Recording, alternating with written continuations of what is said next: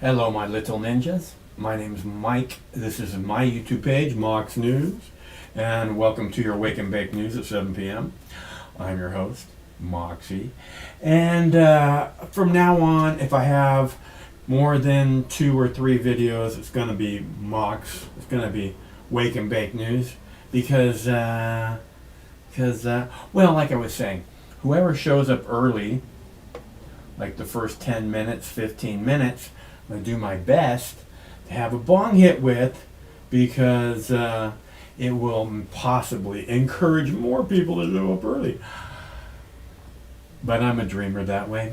Where were we? We were talking about the world in which we live in and the people who seem to be the overlords of that world. The people who want to decide what is okay for you to say and what is okay for me to say, and if they don't approve, then they will make sure that your message doesn't get out every way they can. Doesn't mean that your message won't get out, but the overlords are pretty good at that. So, and it's very strange to me how well these people's propaganda works. You know, talking about gas, talking about nukes.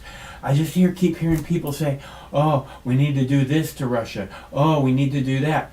And I'm just like, listen, how can you buy this propaganda bullshit? I mean, we've seen it again and again. How many times are we going to let this happen? I recorded, I captured a John Bolton interview today because I wanted to show you how much credibility these people have. You know, if you're bringing on John Bolton to talk about the war and what's going on in the war, in the military, you're insane. Okay, you have zero credibility. John Bolton is the worst possible choice. That's like bringing fucking George W. Bush.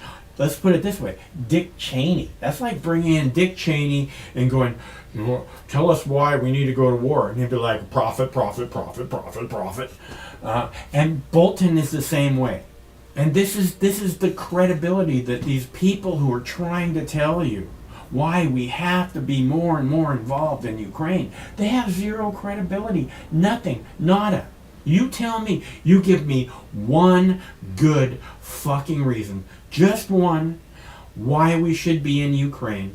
Why we should. You tell me just one good reason, and I will do a bong hit in your honor.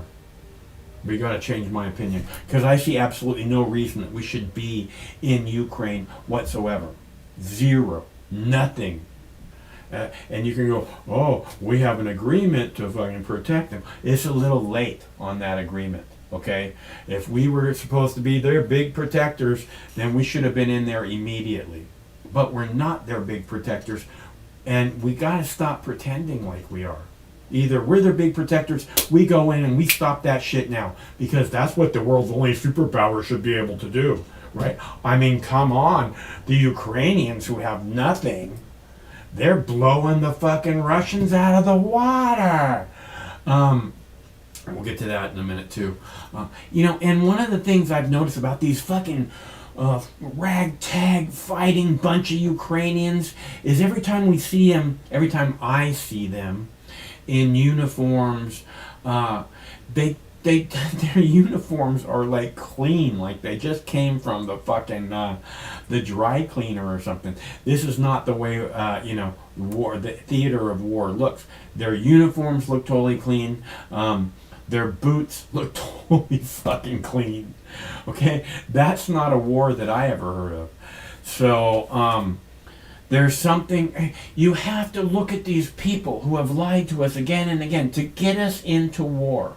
The politicians, the mainstream media, without hesitation. Oh, the Pentagon, the military-industrial complex, all this bullshit that is so evil, that is solely about spreading death and destruction for profit. And we love it. We love spreading death and destruction for profit. It's all being done in your name. Are you doing anything to stop it? I mean, what is it that we need to do? I'm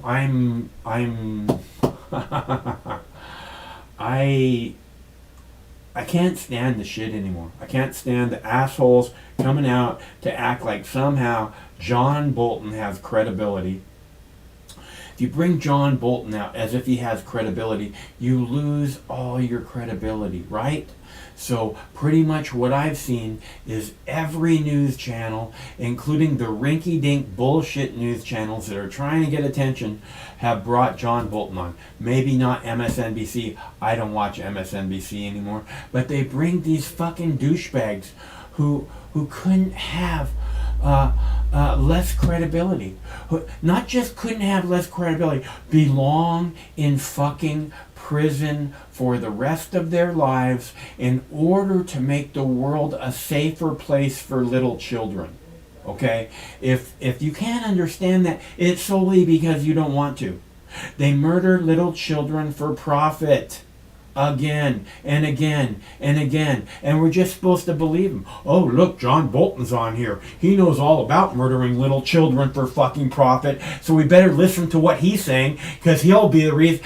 He'll explain to us why we all have to go over there to America, far away next to Russia, America. Why we all have to go there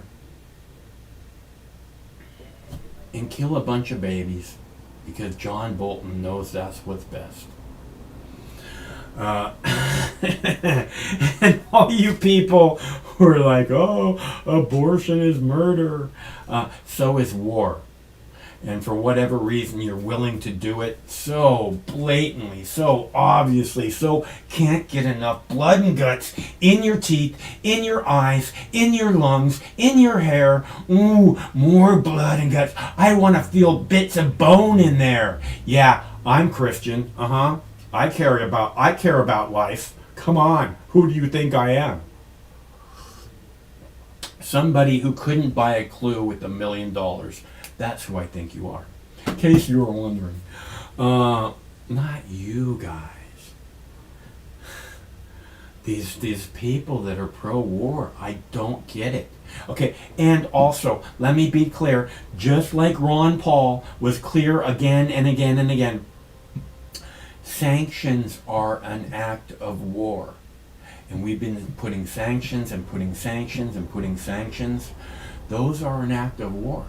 Ron Paul said it again and again. And out of everybody in Congress in the last 20 years or so, he by far stands out as probably one of the most trusted.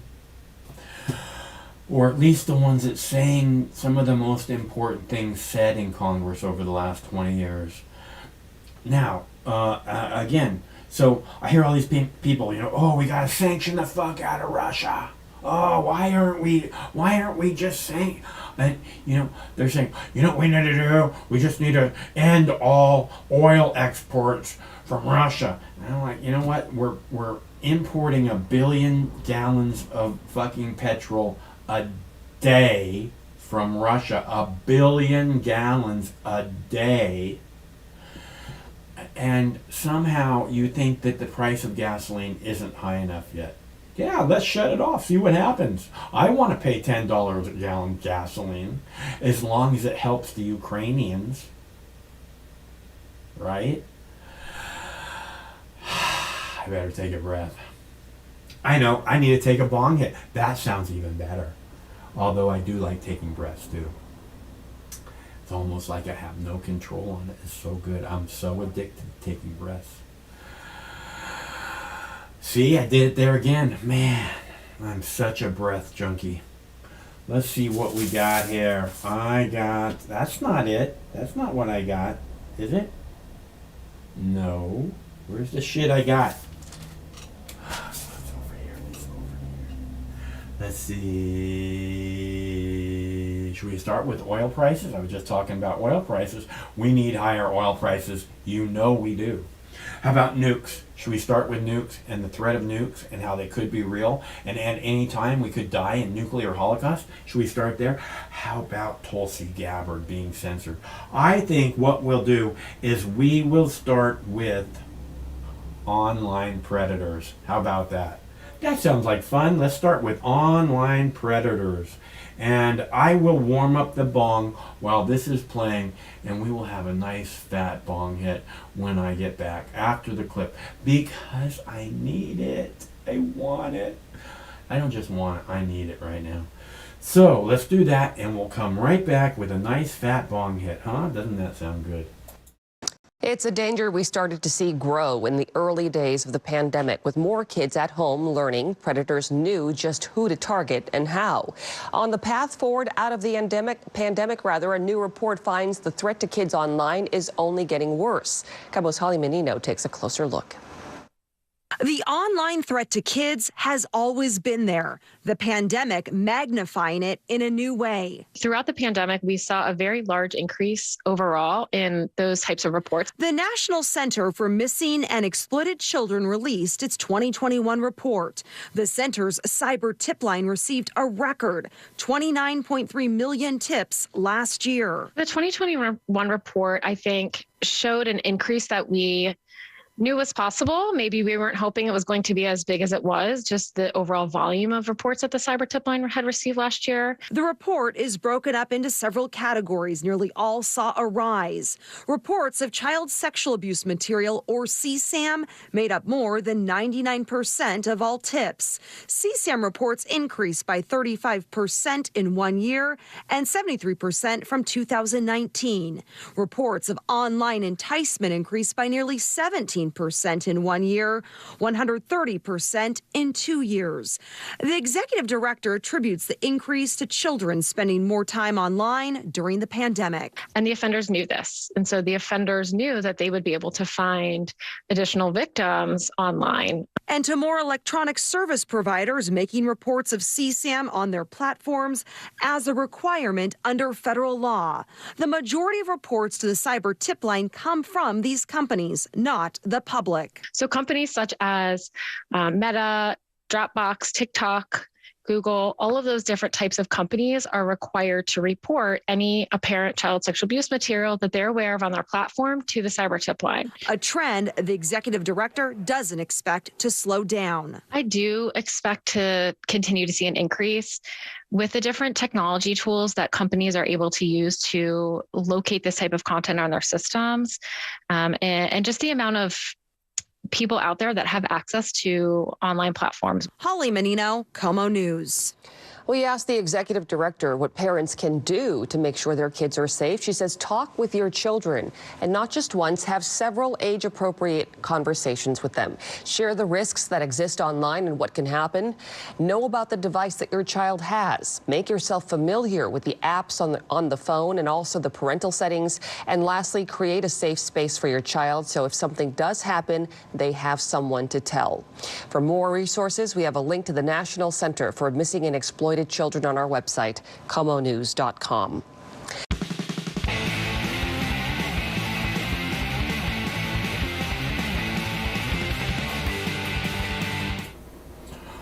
All right, so I wanted to show that clip because this is just everything is this threat. You know what I find really interesting is that I almost forgot about COVID there for a minute.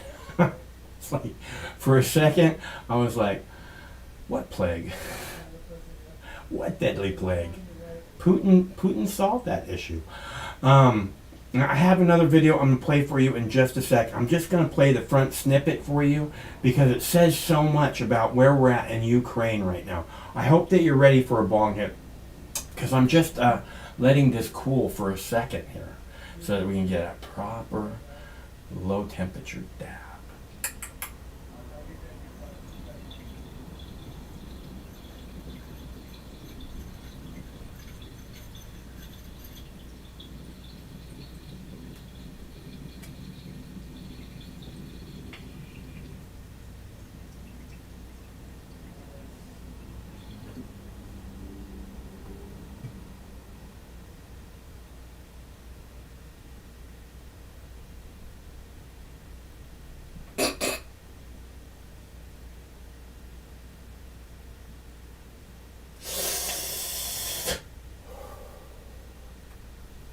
I'm feeling much better now. We'll have to do that again right away. So I want to show you this clip real quick. It's not a long clip. It's going to take like less than 30 seconds, but I think it's an important clip, and I'll probably play it at least one more time tonight, for sure, not probably.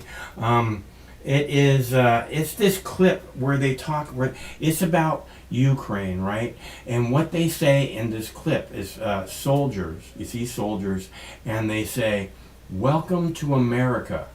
And I believe it's because all of the people doing battle there are Americans. I believe, I could be wrong, all of the equipment being used is American equipment. Otherwise, I don't know why they would say welcome to America. So I'm going to play that for you real quick because, again, I think it's very, very important, and we'll come back to it later. But if you want to discuss it, I think you should see it first. Here we go. You guys know what this is behind me? That's a Russian tank. Russian tank that was taken out.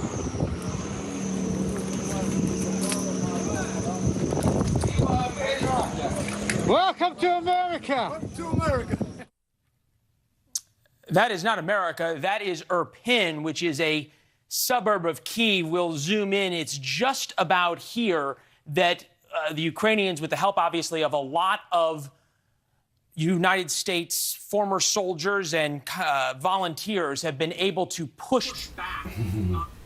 A lot of United States, he said, a lot of United States former veterans and volunteers. And this is where we're at. This is what I see. This is what I keep talking about. Is that this is a U.S. war. This is. I have Tulsi Gabbard here. The clip that's coming up about her being censored from YouTube and Instagram. It talks about. She talks about this is a proxy war. This is all about the military-industrial complex. What's going on is happening exactly the way our government wants, which means they want Russia to keep pushing forward. Maybe it's even America's idea. And why are they still buying 1 billion gallons of petrol a day from them? Because they don't want them to stop. Okay? They like what's going on. In fact, they can't wait to get involved. They're going, oh, well, if there's a chemical event, if there's nukes used, if there's nukes used, it's way too fucking late to get involved. Duh. If there's chemical weapons involved, if there's a chemical weapon attack, again, it's a real chemical weapon attack is not going to be contained to a one-block area like a chemical weapon attack in, let's say, Syria. That's completely fucking fake news. And this is what I don't understand. How is it that anyone can listen to the mainstream media and think that they're actually not being misinformed? And that's why I've always played this stuff, is so that you can see through it. So, because you need to be able to see through it. You need to hear people say, oh, this is such incredible bullshit. They have zero credibility. You need to hear that because there's so much brainwashing. I'm not talking about you necessarily, but so much brainwashing going on that it's easy to get sucked up in it. I keep seeing people who are smart, and they're like, oh, you got to get the vaccine. Oh, you got to have, we got to go to war. We got to protect the Ukrainians. We got to stop buying oil from Russia. I couldn't agree with that more, except for we have to stop selling our oil around the world and use it for our country, our people, and then we can have $1.99, or maybe even like they do in Russia, 49 cents a gallon gasoline. Okay, but $1.99, I'm sure everyone would be very happy with that. The problem is that we export all our oil to the highest bidder, which means if we stop taking the Russian oil to the tune of 1 billion gallons a day, if we stop that, then what happens is, all of a sudden we need more. We need more because we're not getting our billion gallons a day from them, which means when we need more, that means it increases demand. When it increases demand, the price goes up. Okay, so if what you really want is $10 a gallon gasoline, then just keep talking about how we have to sanction Russia more. We have to do more acts of war against Russia. Because, you know, being America in the Ukraine right now isn't enough. We have to do more wars against Russia because I really want to know if anyone can please tell me why we belong in the Ukraine. I would like to hear, okay? Because what I see is, again, billions and billions and billions and billions of dollars that belong to your children being shipped off to some fucking foreign land so that the military industrial complex can go cha-ching, cha-ching, cha-ching, cha-ching, cha-ching, cha-ching. Are you not tired of this? Are you really not tired of this?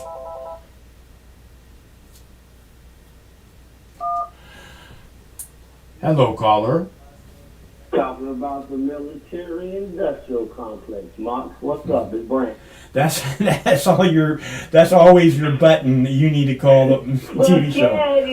Listen, people need jobs, Mark. Okay? People need jobs and they're good at it. But hey, let me get back on what your main topic was about Tulsi Gabbard. You know what's funny to me?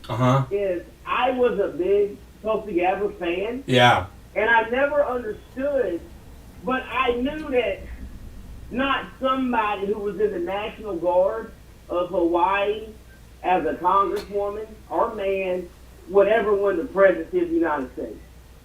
Okay? Will never be? You say will never be? Well, anyone who was actively serving in the Hawaii National Guard, a Hawaii congresswoman, okay, just doesn't have the political clout. And it might have been different if she was blonde hair and blue eyes. But she took a stance, which I think she believed in, you know, like trying to understand really what's going on, like when she traveled to Syria. Yeah. But during the campaign, it came out that Hillary said that she's like a pawn of Russia or something. Right? Right? Everyone who doesn't agree with the military-industrial complex, you know, headline means you're an asset of Russia, and you fucking well know it, Brandon. No, I'm not agreeing with that. Come on. What I'm saying is, after that came out, I started because she's been on Joe Rogan, she's been on a lot of podcasts. She has her own fucking podcast, right? Yeah. But I just started paying attention to certain things that she was saying, and then I realized, you know, she understands that whoever backs her, she knows she'll never be nowhere close to the White House. Because of Hawaii. For a lot of reasons. Well, first off, she's a woman.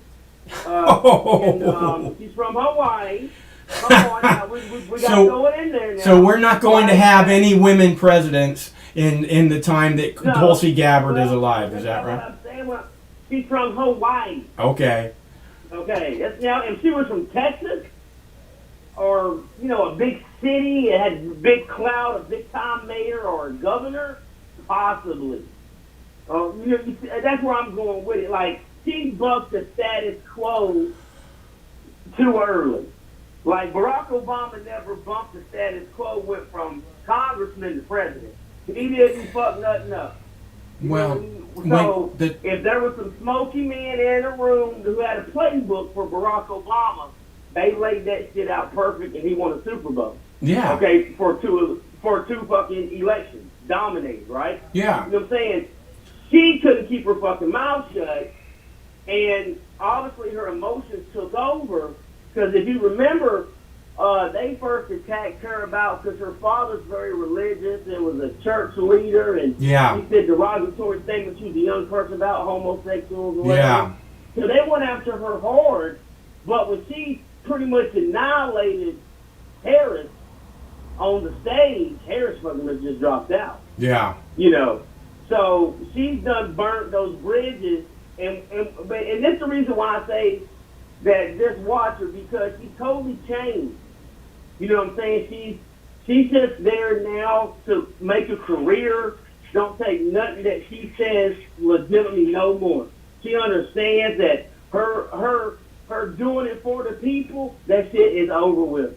You know, if she seen the money and everything like that, and that's it, man. You know, but she has her convictions, and a lot of them are about the military-industrial complex, which I agree with her.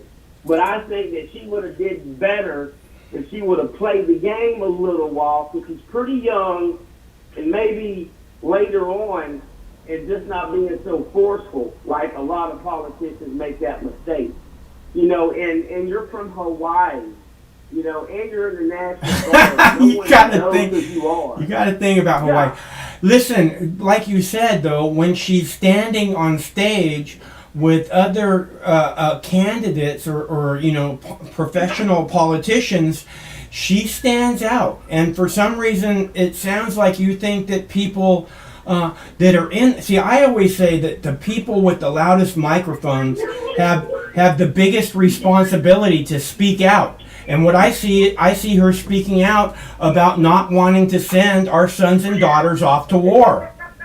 Well, that's every parent who has a son or daughter in the military. I mean, listen, that's every parent. And how many other Congress people do you see stepping up to say, I don't want to see our sons and daughters go off to a foreign land to die? Because what I hear is, get those bitches over there, get those fucking meat sacks over there so we can make more money. Do you not hear that going on, Brandon? Well, you have to look at it this way, Mark. I do hear that. But you got to look at it, if the state has a lot of military-industrial complex businesses in it, like a Boeing, you know, like a Raytheon, or like where all those Javelin missiles are built in Alabama. They're loving it. You know, so it's like it's just a double-edged sword. I don't think everybody loves it. Again, well, a lot of people do, because it's about pride. We got a bigger dick than you. Yeah. But again, the format of war is good for the economy is ass backwards to me. I think so too. I think it's decimating our economy. But again, the taxpayers are paying for it, and the taxpayers pay for the politicians. If you vote, let's be honest, if you vote Republican, then you're voting for nothing but whatever your classification is, the patriotism is, and the war machine #1. And the Democrats follow suit with that also. Yeah. Right? But you got to look at the other stuff that they put into it, religion and all this other stuff. You know, they kind of pack all that shit in together, and then you give them two options every 4 years or 2 years if you vote for your Congress and your local shit to make a fucking decision, and you already know what they're voting for. So if anybody comes out there any fucking thing different, they're not gonna deviate from their basic benediction. So if someone is a Bible thumper, then that's what they're going to stick with. They don't care that Tulsi Gabbard or this politician is a moral good politician. You know, they're going to stick to their convictions. If they're a bigot or a racist, they're going to stick to, you know, their convictions. If they don't want to pay taxes, blah blah blah blah. What if she's standing up there saying, I don't want to send our sons and daughters to war, and the other politician hasn't said anything like that, and has a really difficult time saying, I don't want to send our sons and daughters off to war either, and then Tulsi Gabbard says, then why do you keep doing it? Okay? Well, Because she's been there. She's deployed. Right. I'm telling you that destroys the other candidate. That means that other candidate no longer has any fucking credibility. So I don't understand. See, they're standing next to each other, and she makes the other one look like this little tiny nothing who can't wait to send your sons and daughters off to fucking war, to die. Well, that's everybody, Mom. Who is everybody? Who is everybody? Not one. No. If you're saying that to Kamala Harris, it's not everybody, because Kamala Harris can't wait to send sons and daughters off to war. Joe Biden, Barack Obama, all these motherfuckers, every single member of Congress apparently can't wait to send our sons and daughters off to war. And she's standing there saying, I think it's horrific to do that, and everybody else is like, what are they going to say, Brandon? I think it's horrific too. Then why do you keep doing it? That's the question. I think the question, that is a good question, and I don't know the answer to that. But I think that we're trying to figure out how far along as a human civilization on planet Earth do we allow kicking the can down the road when it comes to addressing certain issues. And this is a big planet. It's got people from every demographic from all over. You know what I'm talking about. It's very diverse. And a lot of people have issues with each other. And they've never really been addressed because of some form of economic gain from the majority. Okay? So now all those Europeans who are economically gaining from Russia's gas, it's now stuck in a hard spot. So do they let the people of Ukraine suffer because they want their gas? That's a hard decision. But you know what? So was the Iraqi people, the people in Iraq, the people in Afghanistan, and now what's going on in Yemen. It's all hard decisions. You know what I'm saying? And the only thing that we can hope for as just a citizen is that we elect people who's going to make the right decision. But let's be honest, people like Tulsi Gabbard wouldn't make the cut, man.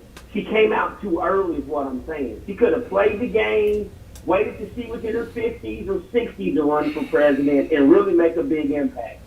You can't, these young people that's constantly coming out the gate early, they're just destroying their careers because they're going for the money, the podcast, to be on TV, to be on Fox News or whatever, man. Okay, and so she took the money and ran is what I'm saying. Okay, so what you're saying is she shouldn't talk about the military-industrial complex until she's 50 and running for president, because it seems to me like pretty disingenuous. Seems pretty disingenuous to wait fucking 15 years, and then when you're running for president, the military-industrial complex is horrible, right? Doesn't that seem pretty disingenuous, Brandon?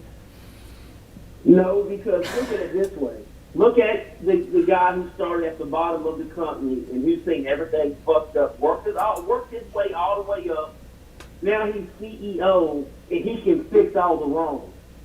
You got to be patient. You can't start out in the mailroom and try to fix shit. It doesn't work that way. She had nowhere near the clout to come from a portion of the country that really people in Mississippi and Alabama don't even think they're American because they brown skin and they got like tight eyes or whatever. You see what I'm saying? Okay, so they're irrelevant anyway to the majority of the country. It's just a vacation spot. It's no better than Puerto Rico to 99% of Americans. That's it. The best thing about it, according to them, there's a Navy base called Pearl Harbor there. And that's it, man. Well, that's 99% of Americans. And what it is, she just pressed her luck way too early. She should have ran for senator, but she didn't have the clout to run for senator or the power. And obviously, if someone would have tapped her on her shoulder and said, hey, you're running for senator or whatever, your time's up, she never would have did that. She wasn't chosen. Okay, because think about it, Hawaii is Democratic. It's heavily Democratic spot. You see what I'm saying? Uh-huh. If she would have been next, she would have been chosen, even for governor of Hawaii or one of the two senators. Yeah. All right, she never was. So there's a reason why they passed on her. Either the two people in front of her are really good and that includes the governor, is really good. But what's the odds of them passing on a beautiful young woman with some political power? There's a reason why they passed on her, is what I'm saying. Yeah, she's gonna rock the boat. She's gonna rock the. I don't think it was rocking. She's gonna rock the boat. She's gonna rock the boat. And well, if she becomes president, she does. So that's the reason. We got to get her. If she becomes a senator, she does. If she becomes a senior congressman, she does. We got to get her out of here before she starts rocking the boat, because we got a nice fucking flat water to cruise all the way home on with fucking millions and millions of dollars. Okay? And and I'll tell you what else, Brandon, is there's a lot of people who are desperate to hear a voice. It sounds like, I don't want to see our sons and daughters sent off to war, to die. There's a lot of people who want to hear that voice, and if you don't hear it, then these people are no good. If these people are no good, then fucking Tulsi Gabbard is no good. Well, I think, from my understanding, Tulsi Gabbard has 2 combat tours, and she deployed with a CAS, which stands for Combat Service Support Hospital.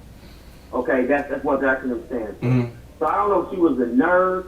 I don't think she was a doctor, but she's seen some horrible shit. Yeah, no, I think she was a medic. Yeah. I think she was a medic. Okay, but she was an officer. She wasn't enlisted. Yeah. So she would have been a PA, a physician assistant, and dealing with stuff like that, right? Yeah. And maybe she's seen things, and throughout the ranks of the military, and how she was behaving, maybe her political career, they was maybe thinking she's weak. Meaning she ain't got the stomach for it. If she's working in a combat service support hospital, throughout the Middle East in theaters, she's seen some shit, and maybe, it really got to where they're like, well, this is going to affect X, Y, and Z. I don't know. All I'm saying is, I had a lot of high hopes for her, Mom, but she blew it. She came out the gate way too early in her career, and that's why she wasn't chosen next. I get what she's saying, but why is it, 4 years ago or whatever, or whatever it was, and they come out and said, she's a Russian pawn, and that was Hillary Clinton, somebody that's in the deep state who would know a lot of bullshit. Okay, you see what I'm saying? Rumors or whatever. I don't think it makes her any justice to make up a lie about an army officer who's running for president or whatever. She doesn't gain nothing by it. Okay, it makes no sense. She gets zero anything out of saying this person who's an opponent of hers, who looks like she might have some support, she gets nothing out of it by saying, oh yeah, that's a Russian asset. The fucking most evil witch on the fucking planet says... I don't know about that now, Mom. Oh, well, we're close. We're close. Nah, I mean, what I'm saying is we all hold her accountable for just being the first lady. I mean, let's be honest, who she was married to, or whatever. But do we hold all of these wealthy women accountable for what their husbands did with all the wars they started? I don't give a fuck. I don't give a fuck what she did. I don't give a fuck what she did during the presidency. Okay, it's everything that's been done since there. Voting for the Iraq War, helping get the Iraq War passed. That's. But they're all guilty of that, man. Yes, this is what I keep telling you, Brandon. Is that there are all these evil fucking cunts, and fucking Tulsi Gabbard stands up and says, no, I care about these people. These people matter to me, and then she gets called a Russian asset. Okay. All I'm saying is she came out too early. She should have played the game for 12 to 15 years. What I'm doing. Yeah, no, I get what you're saying about that, Brandon. I totally understand. Because I agree with everything that when she was first coming out about, hey, X, Y, and Z. Remember, she went to Syria, and a lot of people got pissed at her in Congress and in the Senate. She Well, invited yeah, she besides- invited yeah. every single member of Congress to go with her, Yeah, and not yeah. one of them would go.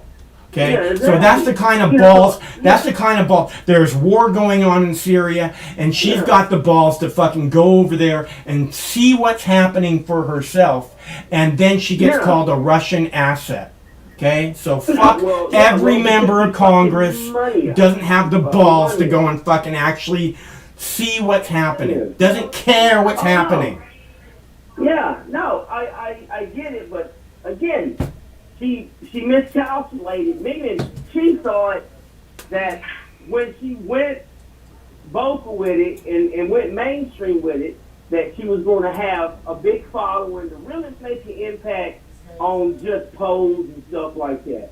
But no, she's from a small market town, Hawaii, okay, and she's in the fucking National Guard or whatever, and a lot of those people don't want no Hey, National Guard. who are you calling those people? Fucking United States. Who are you calling those The people? voters, the people who really control shit, the Oh, people okay. that smoke rooms, the cigars. Oh, those So- people. They deserve that fucking title. Those people. Yeah. Fuck those Yeah, people. exactly. But unfortunately, once she understood politically, she hit her ceiling. Then she started looking at, okay, if she did her tour, her term in the Congress, and then she's not in the Congress no more. She got her podcast, and she does interviews. The woman looks great. She spoke, at CPAC or fucking whatever. So it's like, what is she, so she's all over the place. So what I'm saying is, now she's just making money. She could have easily went back into a cave and been a hermit for a while and did a podcast, built up a big following, and came back into politics. No. Now she's going anywhere to make money. You don't go from being a Democrat, then flying over to talk to Assange, come back and next you're talking at CPAC for the Republicans when they dogged you out for going to try to see what's going on in Syria. You see what I'm saying? So now she's just getting paid to say whatever they want her to say, and just look at her 6 years ago speaking about stuff, and look at her now. It is literally like a puppet. It's disgusting. It's two different women, is what I'm telling you, Mark. So she's total fake now, man. I see what you're saying. I understand about, being Hawaii and trying to challenge shit too quickly. That's, I wish there was more people like that, Brandon. Don't you wish there was more people like that that want to stand up and say, enough, open your fucking eyes to what's happening here? Well, yeah, but maybe it would have to be somebody that people believe. Maybe people It doesn't have to be. It's you and me and my neighbors, all of us. All of us need to stand up and be what. I can't believe that we're deciding what we believe by fucking the news media, Well, first off, that's how, stuff travels. But unfortunately, I understand what a lot of those politicians say. But when they don't have the financial backing, right, then they can't never stay in the spotlight. Like, I'm still trying to figure out this dude in Texas, this Beto O'Rourke guy, who's married to a millionaire lady or whatever, gets all his money from the oil company. He's a Democrat. He wants to take AR-15s away. He's done ran for every fucking thing I think of. He keeps losing, but he still stays in the spotlight because he feels whatever he's doing, there's an agenda that he's okay with once he gets in office, whatever it is, 10, 15 years down the road. That's what I'm saying about Tulsi Gabbard. If she would have just played the game, man, she could have got into a certain position, not the White House necessarily, but into a position to actually really have a good, strong opinion and try to steer some of this bullshit away from the American people, and especially the soldiers, the sailors, the service members, the Airmen and Marines, and the taxpayers.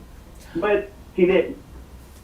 Yeah, So she miscalculated her popularity, meaning a lot of people don't want blood, guts, and glory. That's what they want. Meaning fuck the Russians, fuck the Chinese. Yeah, no, we got to show everybody who the dominant people on the planet are. Exactly, I get it. Yeah. And I understand what you're saying about Tulsi going to, looking like she's some kind of a, going where the money is. It looks like to me like she might be, in negotiations with Fox News to get her own show, something like that, That being said, when you talk about, these people that are outspoken, I want more politicians exactly like her, exactly like Ron Paul, not like Rand Paul, like Ron. That being said, I think that she sold out a lot of people when she said to endorse Hillary or whatever. She really, a lot of people at that point were questioning who she was. But she had no say so. It's kind of what happened to AOC when she didn't want to vote for the money or the Iron Dome of Israel. Yeah. And pretty much there's this moment, and Nancy Pelosi calls her up there to to the table because she sits on the gavel, whatever. Yeah. She goes, look, if you don't vote, we're going to run against you, and you're going to lose your seat to us or to a Republican. That's meaning. They was like, we would rather fucking have a Republican saying yay or nay than your ass. So then she went up in there and did a no vote, and she cried. You see what I'm saying? So what I'm getting at is the one, whether you like AOC or not, she tried to stick to her guns, but she's young and she's ass backwards, when it comes to certain things. But at the end of the day, Big Daddy, Big Mama going to let you know who boss is. And the thing is to work your way up from that mailroom position to that CEO, and then you come down and say, this is the new SOP, we changing X, Y, and Z. Because it's your philosophy. But if you're not in those positions, you can't run shit, man. Period. Yeah. And I just think she miscalculated because the wars were unpopular, and it was like, hey, women power, X, Y, and Z. She's attractive, she can get the black guys vote for her, the white guys vote for her, you know what I'm saying? She's military, but a lot of men are not going to follow women when it comes to that, and a lot of men are just not going to vote for a woman, especially the older men, and she didn't have the, the clout when it came to the polls. She miscalculated. Well, how did Hillary Clinton get nominated to be the nominee for president if men are going to vote for a woman and that's something that you have to have in order to be able to run for president is what you're saying? Well, I would say if you take someone who first off is a lawyer, number one, because they know the law, okay, or they know how to finagle the law per se. And you're married to a governor, and he's a lawyer, by the way, and then he becomes president, so you're first lady, and then you go through this catastrophic thing where he has an affair, he humiliates you on the biggest stage of, the White House, and a blue fucking dress. Yeah. That's what you really, and you got one kid, you're trying to figure your life out, and you come back and you go back to your home state, you change your name, you put the hyphen in it, you bring back your fucking first name. You're like, you know what, Clinton, it's always not about you. And you want a seat in New York. She's supposed to have been the president after Bush. But Barack Obama came along, and everyone said, we would rather vote for a black man than a woman who she couldn't even control her husband. You see what I'm saying? To listen to you describe it just sounds like exactly like a soap opera you see on TV. That's what happened. Yeah, no, I think you're exactly right. I think that's exactly what happened. But Mom, yeah. To me. Uh-huh. This is what kills me about when you say like Hillary's an evil person. Uh-huh. Okay? There's nothing wrong with being a bitch. Okay? Like if you That's not it. Wait a minute. Yeah, go ahead. Now, there was an old interview where 60 Minutes or whatever interviewed Newt Gingrich's mother, and she said, well, I heard she was a bitch. You know, because Newt told his mom that Hillary's a bitch. But then again, you know, she's a lawyer. You know, she's worked hard her whole life. Yes, she married someone who became president. Okay, maybe she doesn't like laziness, but neither here nor there. She gets blamed for every fucking thing that's not even her fucking fault. And she's probably the most hated motherfucker on planet Earth since Judah. And she's, seriously, but what really has she did? Her husband voted for all this. I'll tell you what she did if you want. I'll tell you. What she did was she voted to fucking go to war in Iraq. She knew that it was based on... What's that? I don't care what everybody else did. We're talking about Hillary right now. If you'd like to go through the rest of them, that's fine with me, because they're all evil in my opinion. But talking about Hillary, it's not just that she voted for it. She helped fucking George Bush and Dick Cheney sell that war to the public. Okay, and yes, he did. And that cost thousands. That cost thousands of our sons and daughters to die and come home maimed. And you know all. She had, and that's my point about Tulsi Gabbard, okay? I said earlier, those with the loudest microphone have the biggest responsibility to speak out, okay? Hillary Clinton could have spoke out and actually acted as if she didn't want to send sons and daughters off to war. She did exactly the opposite. She helped. And she knew it was all based on lies, dude. You know she did. So... that's what makes Hillary Clinton an evil person beyond a shadow of a doubt. But I disagree that she's the most evilest. But however you worded it when you said it, okay? I disagree with you on that. Okay. But that's all I'm saying. Okay? She's not the most evil. She's up there, kind of, but she's not the most evil. I agree with you, Brandon. Yeah, okay. But listen though, Mark. Can you? Okay, now let me tell you why. People, when it comes to like, why would people vote for Hillary Clinton and stuff like that? Meaning the elite and all that money was being pushed to her because she knew how the system worked. Okay, and that again, that's where Donald Trump came in and all that said the system is rigged. Yeah, and everyone was like, the system is rigged because it was the perfect class of titans, the establishment, right from the motherfucker who ran the movie theater, you know, where everyone came for all the action. That was the Trump theater, you know, and then Trump said, "Fuck it," you know. I'm talking about like a small town like Rome or some shit concept. And he runs and he wins. Because everyone knows him. They see him. He's in the theater all the time. He talks shit. He bitches. He never fucking changes. You know what I'm saying? Then you got the establishment. And that's what she was. And it was a perfect storm. It was a heavyweight fight. And she got knocked the fuck out. But the American people knocked her out. Because they threw it to the establishment. And then he came in. And then they realized you just can't let a street performer and give him a microphone and to speak for, you know, the world. If aliens landed, they gonna come to America first. Okay? You know, and Lord knows what's gonna come out of his fucking mouth. You know, well, I can build you a runway or some shit. But that was the problem with Hillary. She got blamed for shit she had no control over. She was establishing.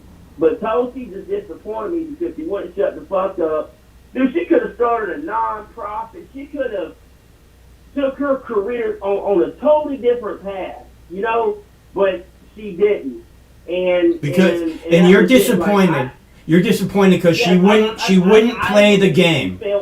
All these other game players, and she wouldn't play the game, and you're disappointed because of that.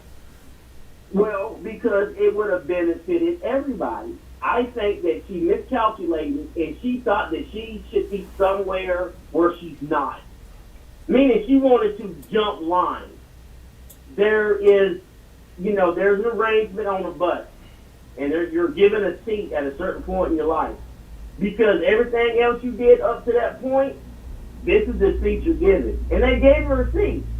And she felt she should be 3 or 4 seats up front or whatever.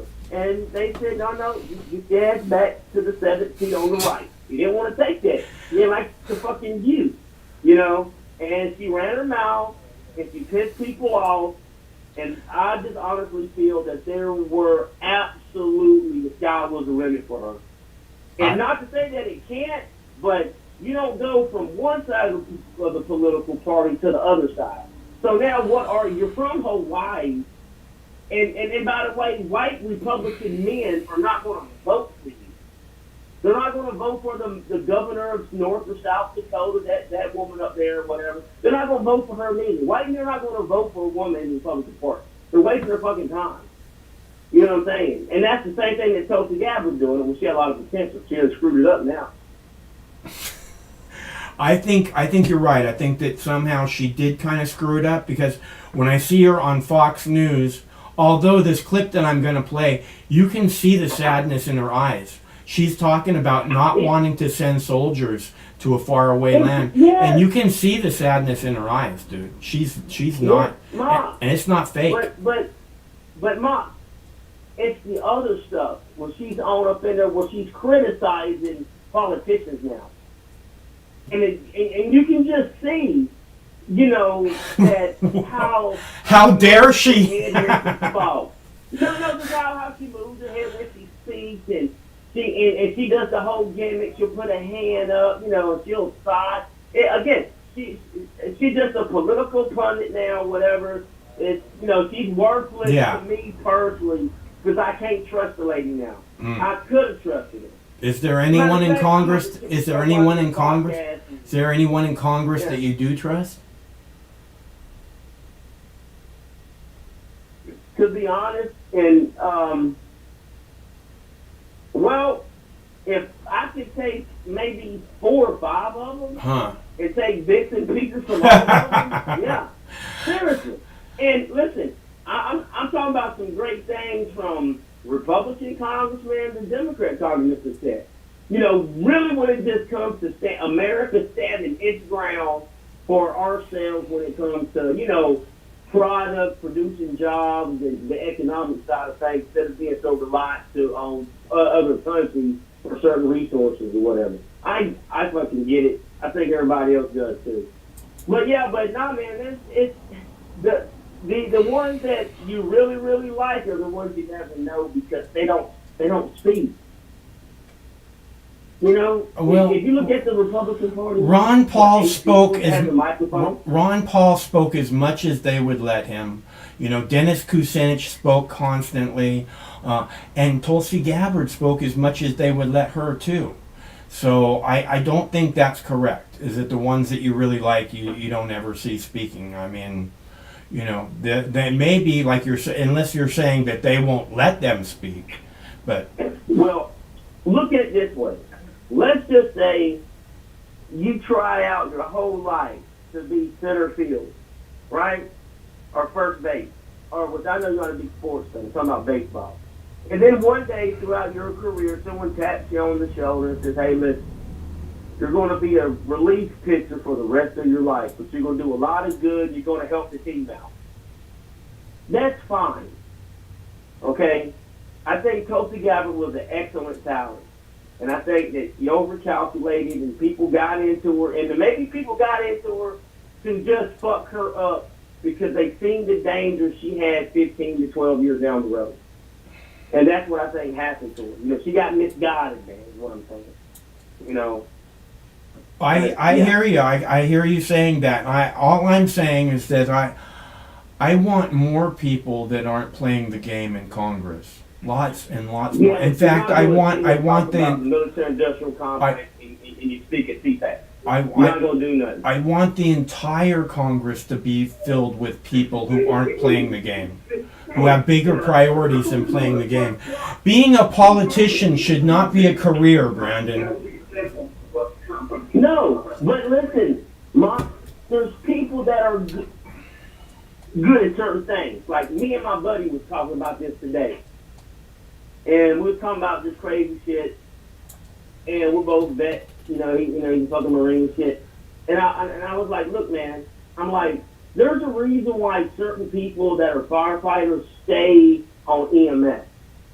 Because they don't want to go through the training to constantly be in fit shape to be a real firefighter, or either they don't have the ambition to constantly run into a burning building, storm a car that's on fire. You know what I'm saying? But they're really good at saving lives on the fucking ambulance. Fine, keep them there. You know, men, just keep doing what you're good at, but not everybody has the character or the demeanor to get the follower to be president, is what I'm saying. You know, I mean, it's especially not people from Hawaii. Well, first off, she's not a white woman. She ain't blonde hair and blue eyes.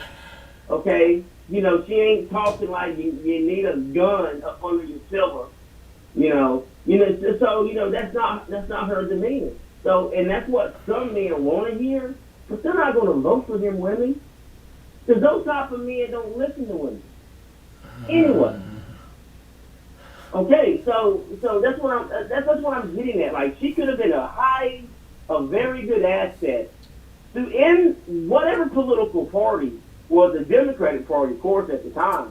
Now, she's never going to be an asset to any political party because of her flip-flop. You know, she just needs to go have a podcast, write a book. Well, you mean when you say her flip-flop, you mean you're talking about talking at CPAC and going on Fox News, that kind of flip-flop? Is that what you mean? Well, okay, Mark, there's another thing you don't understand. She was a major in the Army. Majors in the Army don't criticize presidents. Okay? But she's not a major. But she's not a major anymore. No, what I'm saying is you made fucking major. Yeah. Like, you know, that's like a mid-level management position at, at Walmart. Stocking shelves at night. You see what I'm saying? That's really nothing. Yeah. I mean, that's who they made fun of. That's who they made fun of on MASH, was the Major Burns, right? Yeah, because you didn't make lieutenant colonel, and then at least you can make lieutenant. Listen, there's a certain amount of ranks that are given away. Yeah. Okay, so these are the ranks in the military on the officer side that are given away. You come in as a second lieutenant, then you make first lieutenant. Then you make captain. Captain is given to you. You can be a shitty person, still make captain. The only way you don't make captain is you get a DUI or you get somebody killed on the training exercise. Major.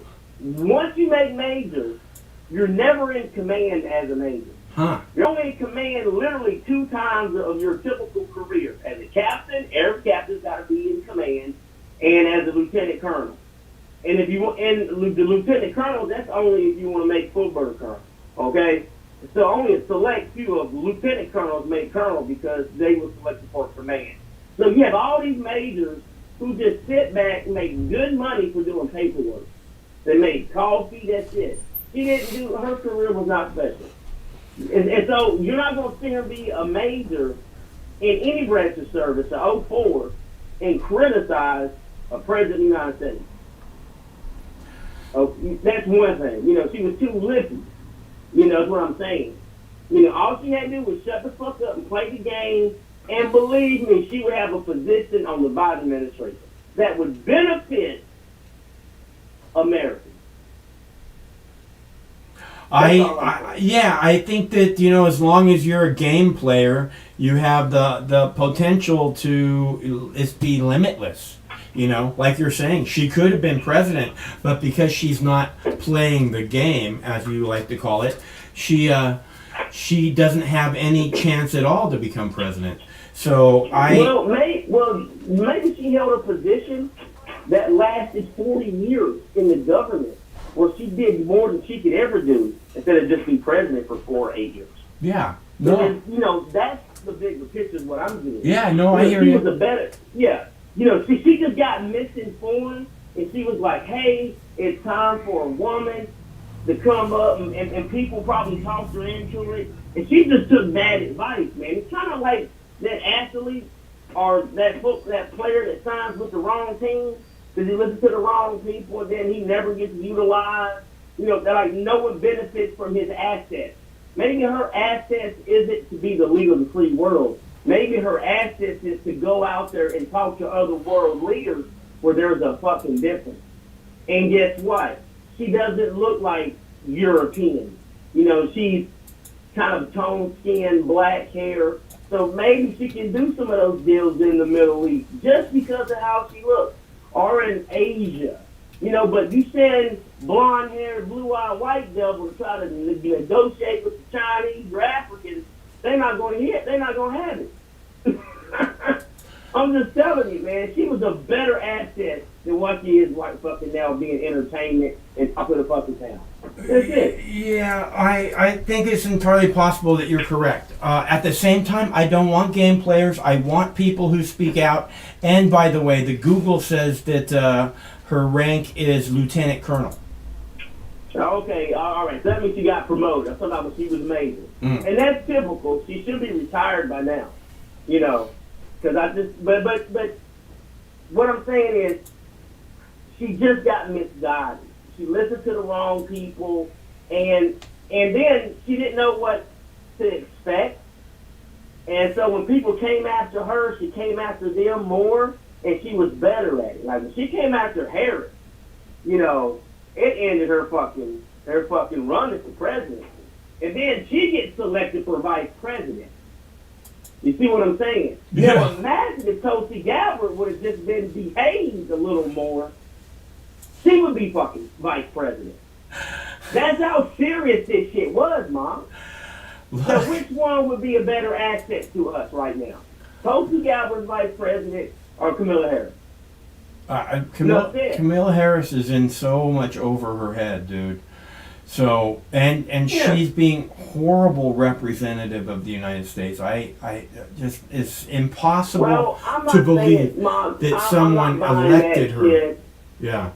But Mom, this is where it bothers me when men try to talk about women and shit in politics. You mean like how they're from Hawaii? So you mean like how nobody's ever gonna vote for them because they're not even blonde haired and white skinned? No, because she fucked her way to the top. They're gonna say that about every woman and every job they ever had. Yeah, I never said that, and in my opinion, I just say that's only because that's how it has to be. On OAN, they talk about it. It's hard. Honestly, if I was a woman, I would just pray that I've met a good man and he was able to survive. Because I wouldn't want to be out there by my damn self trying to survive in this world. You know, well, then, hopefully Ty feels the same way because then she got what she was hoping for.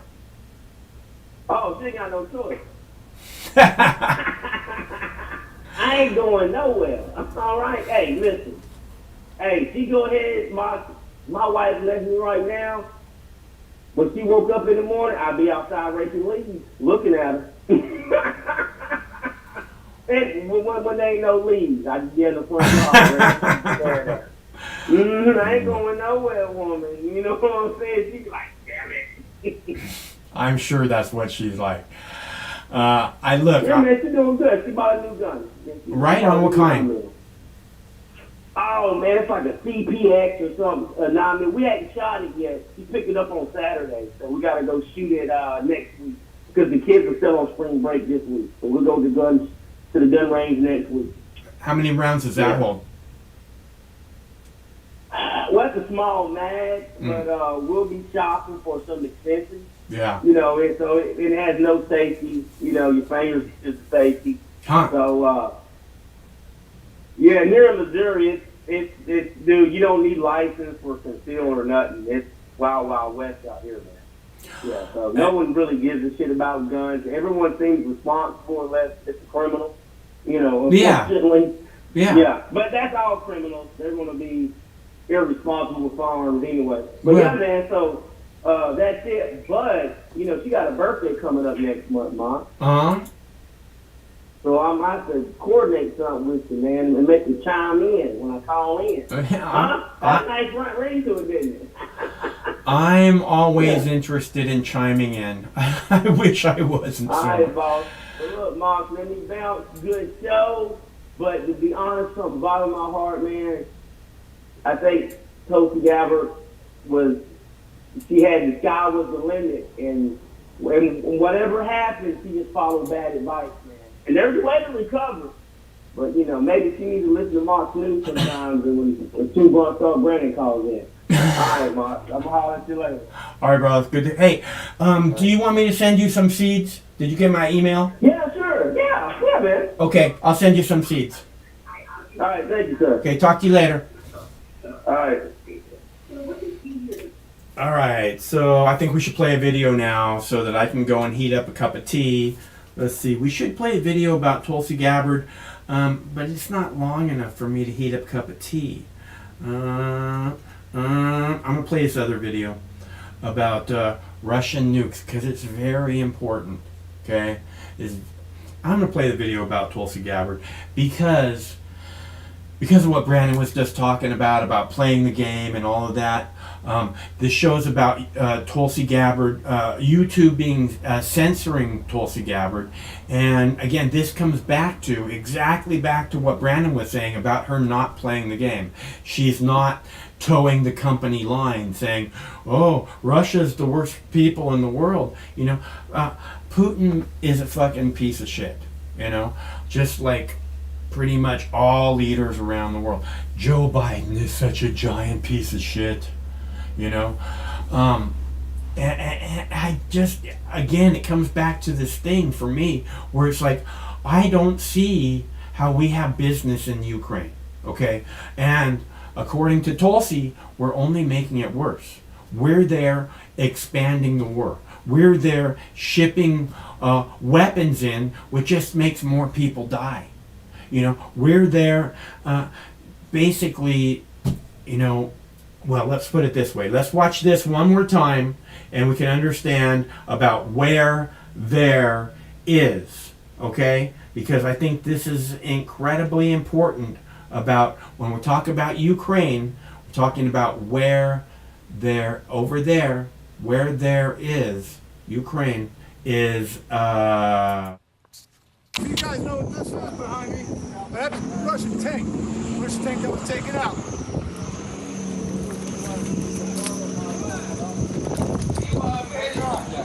Welcome to America! Welcome to America!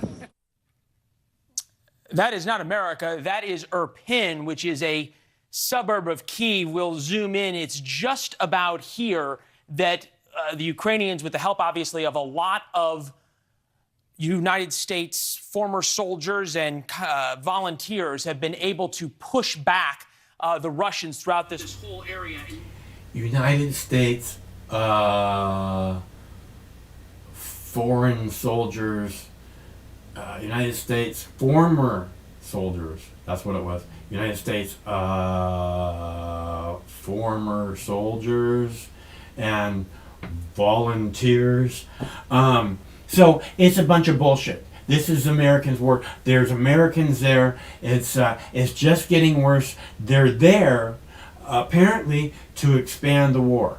Okay, so, and in this clip with Tulsi Gabbard, what you will hear is her saying that the war in Ukraine is exactly the way our government wants it to be. Meaning, they're not trying to stop it. That's the last thing on their agenda. So I think, again, it's really important to hear people say stuff like this. And that's the reason that I do support Tulsi. It's not because she spoke at CPAC. It's not because she's going on Fox News. And you notice you don't see her anywhere else than Fox News.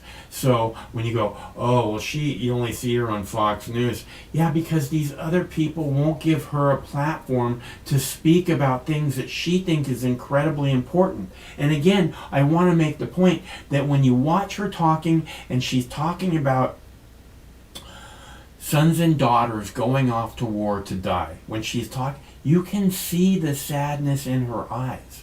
Now, maybe she's just a really good actress, you know. But my guess is that's not the case. All right, so if she just wasn't from Hawaii, she might have a chance. I'll be right back. Nothing that the Biden administration has done has helped to make this situation better, has helped to de-escalate this situation. What is happening before our eyes right now is exactly what they want to see continue. Why is that? Because it's good for the military-industrial complex. It allows them to have this proxy war with Russia. Now, that was the last time on this show where there was speculation about what motivates our elites kind of seemingly dragging out this conflict to the point that Neil just made in Ukraine. Apparently, Tulsi Gabbard's remarks hit home because it wasn't long before big tech censors got to work. Google and YouTube flagged that clip as inappropriate and offensive to some audiences. Back with us now is Tulsi Gabbard, former congresswoman and former presidential candidate. Tulsi, why is calling out what many have called the military-industrial complex now offensive to big tech? Yeah, you know, Laura, that was not the only example. I got to tell you, just before coming on your show today, I found out that Instagram, which is owned by Facebook, is also suppressing my voice. Normally, on average, videos that I post on Instagram get somewhere between 250, 300,000 views, tens of thousands of likes. The video that I posted last night or early this morning got about 10% of that, around 15,000 views and a couple of thousand likes. And it is very clear that they are doing all they can to suppress my voice, suppress the message that I'm carrying out. And it just points to yet another example of this larger machine that is very clearly at work, that is controlling our marketplace of ideas. And this machine is made up of the power elite. It's made up of these big social media tech giants. It's made up of the politicians, the powerful politicians from both parties in Washington, the military-industrial complex, people who feel directly challenged when anyone dares to question their narrative, the message that they want the American people to hear. And so while they can't silence me, they're going to do all they can, as we're seeing they are doing all they can, to try to make it so as few people dare to hear my voice, to hear something that asks questions or that's different from that mainstream narrative. You must not ever challenge what the elites say, apparently, on pretty much any given issue now, whether it's about gender, transformation, any of these hot button issues. By the way, this new Fox News poll, Tulsi, shows that 55% of Americans oppose giving Ukraine military aid if it risks war with Russia. 36% support military aid to Ukraine, even if it risks war with Russia. So I guess these big tech censors are happy to censor the views of the majority of Americans. That's really what's at risk here is this marketplace of ideas. Our freedom of speech is fundamental to who we are as Americans, and those numbers are encouraging to see, because I think people realize what is at stake when you pit two nuclear powers against each other, the United States versus Russia. And really, what is it all for? You and I have had this conversation before. We were told by President Biden that this is something that must be done. Freedom isn't free. We have to pay the price. But it's not Joe Biden or Kamala Harris paying the price.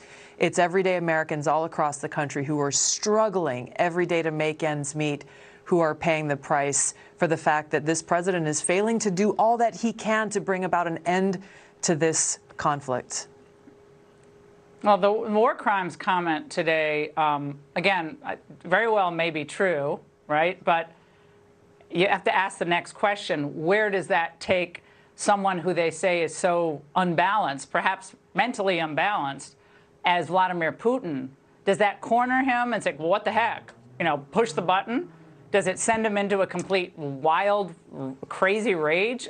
I don't know how you game that out. I'm not an expert on that, but it would seem that doesn't get you closer to a resolution, Tulsi. It doesn't. I think it's important to be clear that Putin and Putin alone is responsible for his invasion, Russia's invasion of Ukraine, and the atrocities that are occurring there, and really the death and suffering of so many Ukrainians that we're seeing and we're heartbroken to see every day coming through our television screens and online.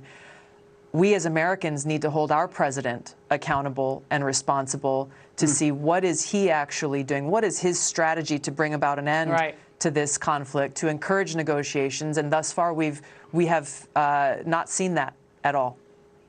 Well, there'll be plenty of time to hold him accountable as this has to end. Tulsi, thank you.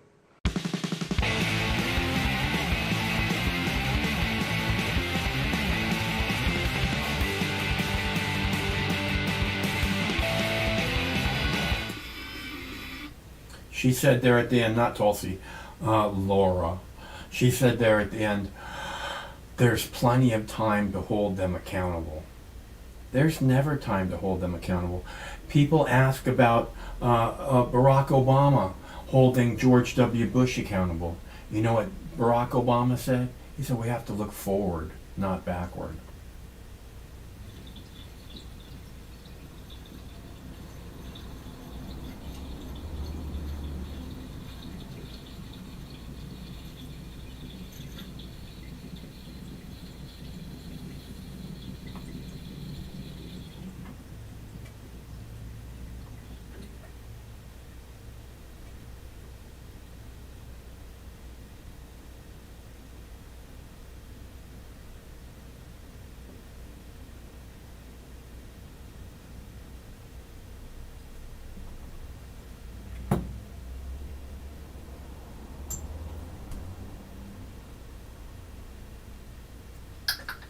Good one. All right. And you know the reason when Barack Obama was asked about holding George Bush accountable for all of his war crimes, and Barack Obama said, we have to look forward, not backward. The reason Obama said that is because he didn't want to be held accountable for anything that he did. So, we don't want to hold these people accountable. If we do that, that says a president's, that's, and then I might be held accountable too. That's the last thing I want. And again, the reason that I like Tulsi Gabbard so much is because she does say these things that no one else says, and that need to be said. There is no one that I see in the media really questioning, whether or not we should be in Ukraine, whether or not we should be involved at all. I don't know that she's questioning that, but she's saying what needs to be done is not being done. And I don't think she's talking about shipping a bunch of troops in there. In fact, I know there is no way that that's what she's saying. So, and this is why she would make such a great president, is that she's not going to go and send our sons and daughters off to die in a war of choice. We get involved in Ukraine, we push this further into World War III, that's a war of choice. And the choice was made 100% by Joe Biden and NATO.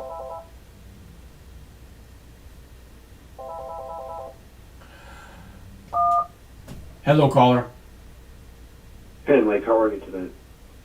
I have to take a break really quick. Can you call back in a few minutes? Sure. It wouldn't hurt my feelings or anything, like if I called back in a few minutes. I could do that. I have to take a break real quick. I'll be right back. If you just want to hold on, I'll be back in just a minute. I can hold. Okay, well, I'm going to play a video clip while you hold. Let's see. Thanks. Did I play that one already? Did I play that one? Let's see. I don't know which ones I played. Okay, Tulsi Gabbard, North Korea, oil prices. Damn it. Oh, I didn't play. Damn it. Did I play the online predators one? I think I did. I'm going to play the North Korea missile launch, and I'll be back in just a minute. Gonna take me a couple minutes to get back to you, Chris. Just hold on a sec. North Korea has fired a long-range missile in what Japan is calling an unacceptable act of violence. Japanese defense officials say it may be a new type of intercontinental ballistic. I think I played that one. I'm gonna play a different video. What video? Let's see. We'll play. Okay, I'm gonna play Russian. I'm gonna play oil prices because I think this is a very big part of the discussion that's not really being had. So I'll be back in just people. These fucking news people keep talking about how Americans say they're willing to pay higher prices at the pump. I don't think that that's true. But this is all about oil prices, and I'll be right back. Thanks so much for tuning in. German Chancellor Olaf Scholz conceding that European nations made a, quote, a very conscious decision to not sanction Russia's #1 export and moneymaker, oil and gas. It comes as President Biden used his NATO meetings to tout the sweeping penalties that the U.S. and its NATO allies have designed to, quote, cripple Vladimir Putin's economy. Kind of hard to cripple something when you're not taking out the biggest part of it. And what he didn't say was that there are still many countries, including members of NATO, who are propping up Russia and funding this war by continuing to do business there. Gabe Cohen is out front. As Putin's international support shrinks, India is showing they're still a friend, reportedly buying up 3 million barrels of discounted Russian oil, spurning pressure from Western nations like the U.S. to isolate the Kremlin and crush their economy with sanctions. Since the war started, the two nations have kept trading, with Russian oil exports to India up six-fold. That cheap oil is just a drop in the bucket for India, which imports far more from other countries. But it reflects the strategic partnership neither nation wants to lose. India is one of Russia's key partners.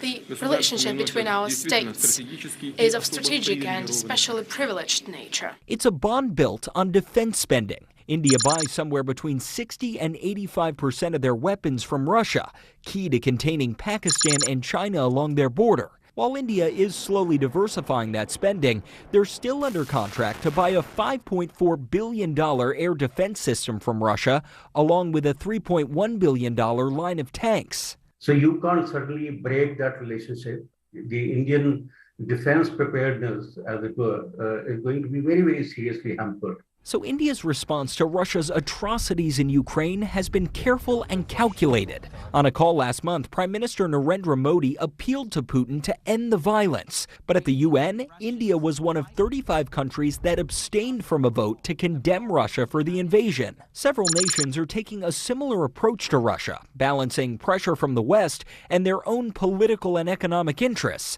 remaining neutral enough to keep trading with both sides. China is buying up more Russian oil and has vowed to keep their normal trade relationship. Complicating that, the Kremlin's asked China for military and economic support, according to U.S. officials. This is something we are monitoring closely. Brazil voted to condemn Russia at the UN, but still plans to buy Russian fertilizer, which makes up about 20% of their imported supply, as their massive agriculture industry faces a shortage. But the key export protecting Putin's economy is energy, and a huge portion still goes to Europe. That is providing a sufficient lifeline for the Russian economy to keep it afloat. Countries like Germany, France, and Italy have pushed back against calls to cut off that supply immediately, though the EU says it will slash gas imports by 66% this year. But to do that from one day to the next would mean plunging our country and the whole of Europe into a recession. The U.S. could sanction nations for doing business with Russia. In India's case, the White House says they haven't crossed the line,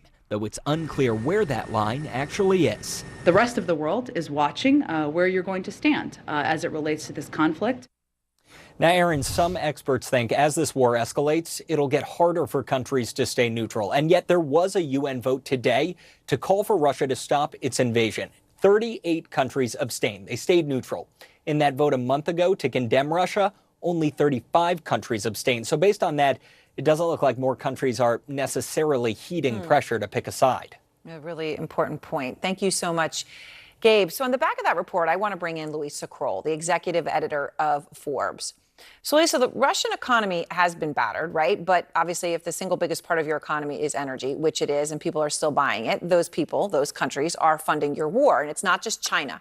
It's U.S. ally India, openly, right, signing deals. It's the EU. It's core countries of NATO. It's Germany. It's France. It's Italy buying Russian energy, therefore funding the war and the weapons that are used in Ukraine and could be used, of course, against themselves. Is pretty staggering. Yeah, I mean, this is why when Biden basically issued the sanctions against oil and gas, I mean, it was very calculated. Europe wasn't going to go that way because they rely so heavily on Russia for oil and gas. You know, it's kind of one of those things. You're damned if you do, you're damned if you don't. You know, so many of these countries are tied to Russia. And right now they're trying to figure out ways in the future to become less dependent. But what do you do right now? They're in a very tough situation. And that's why you still see the money going back and forth. Yeah, I mean, it is incredible. I get that it's tough. On the other hand, I'm thinking, gosh, you guys had 8 years to come up with a solution here, and you waited until they actually crossed over the line. I mean, it's unbelievable. But But Luisa, you know, from your reporting, you know, I know you've been watching this. The French car maker Renault announced that it has suspended all work at its Moscow factory, but it did that after being hit with criticism because it actually said it was going to restart production this week for a few days, right? So they'd closed it. They kind of said, oh, we're going to open for a few days. They got slammed. They're going to close it back down again. Do you think we're going to see more of this? Other Western companies trying to... We are seeing... You go ahead. Yeah, we're seeing a lot of that. We're seeing a lot of that. I mean, there are over 400 companies that have pulled out entirely, but there are dozens and dozens that have kind of said, let's wait and see. I mean, whether it's like Dunkin' that still has franchises, they say, well, they won't invest, but they can't really do anything about it. Kimberly-Clark, Procter & Gamble, a lot of them have said, you know, we're going to do things like, you know, still sell the infant formula. We're going to still sell diapers, but we won't sell candy. That's the one that came out this week with Nestle saying, okay, well, we're going to sell some stuff, but we won't sell Kit Kats. And, you know, the rationale is that, you know, they're trying to help the middle class of Russia. But, you know, a lot of people think you got to cut that off as well, because that means that there's still money going in and helping prop up the economy that's going to be then used to be able to fight the war. So, you know, it gets more complicated instead of less, I think, as time goes on. Oh. All right, Luisa, thanks so much. I always appreciate talking to you. Thanks, Erin.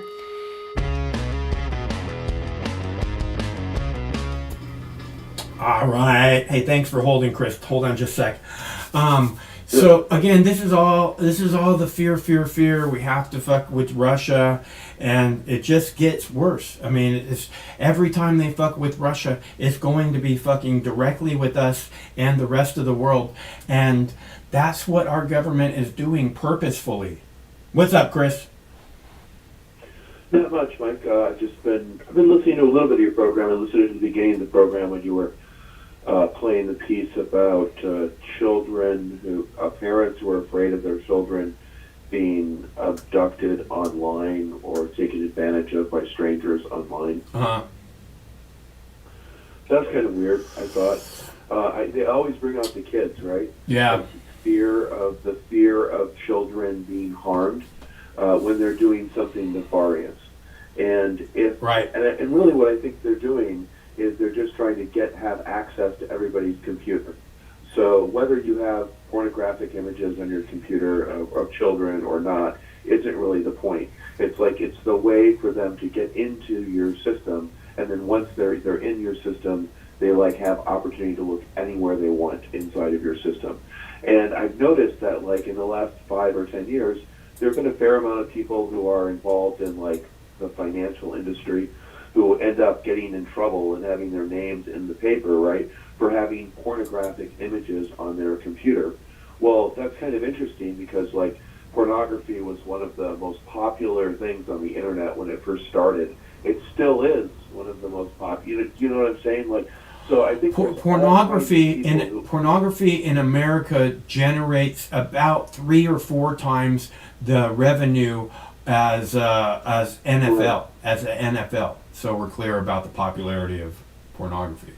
So what I'm getting at here is that the government can selectively decide when it wants to look at somebody's computers and access their computers, especially if that person they want to smear that person, or they want that person to like lose their job or their status. They can target people and use these accusations, and they give them access to their computers where they can find all kinds of other things that they're looking for.